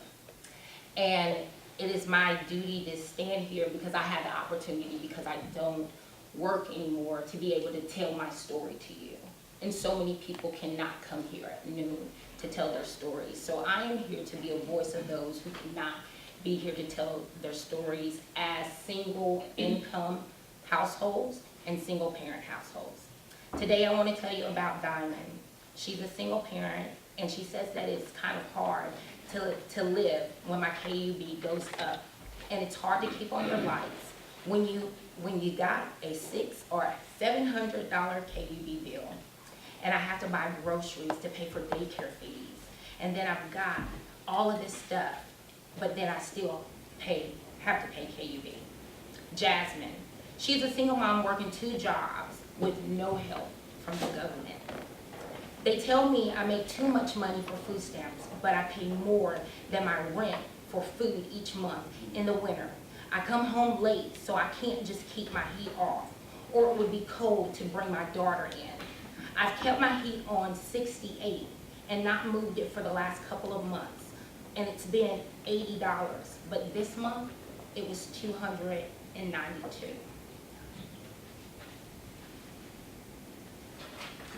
I have a story of a single father, John Foster. He's raising his children at home, and he says that he struggles every day to work 40 a week to provide and support his children. While this fee may seem insignificant to KUB, it does add up, and every dollar counts in my house. Alicia Campbell, she says, as a single mother, my income is very limited, and I struggle monthly to keep bills paid. And this is what touches me.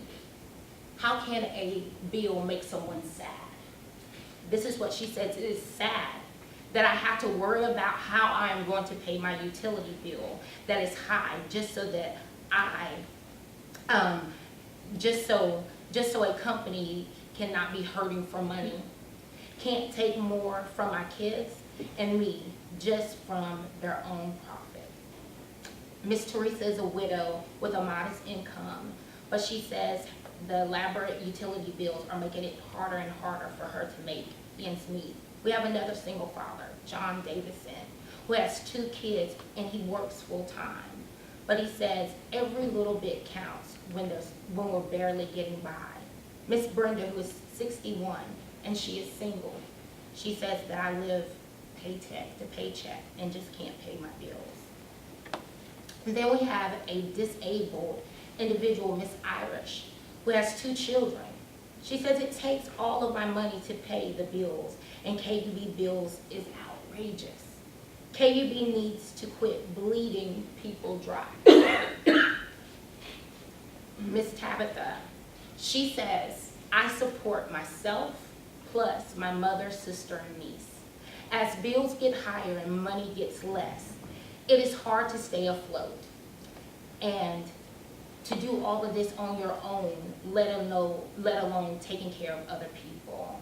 I see that my time has less than 50 minutes, so I just stand before you all as individuals who are KUB commissioners, who are the voice of the people. Listen to the voice of the people. We are struggling, and we ask that you freeze the fee.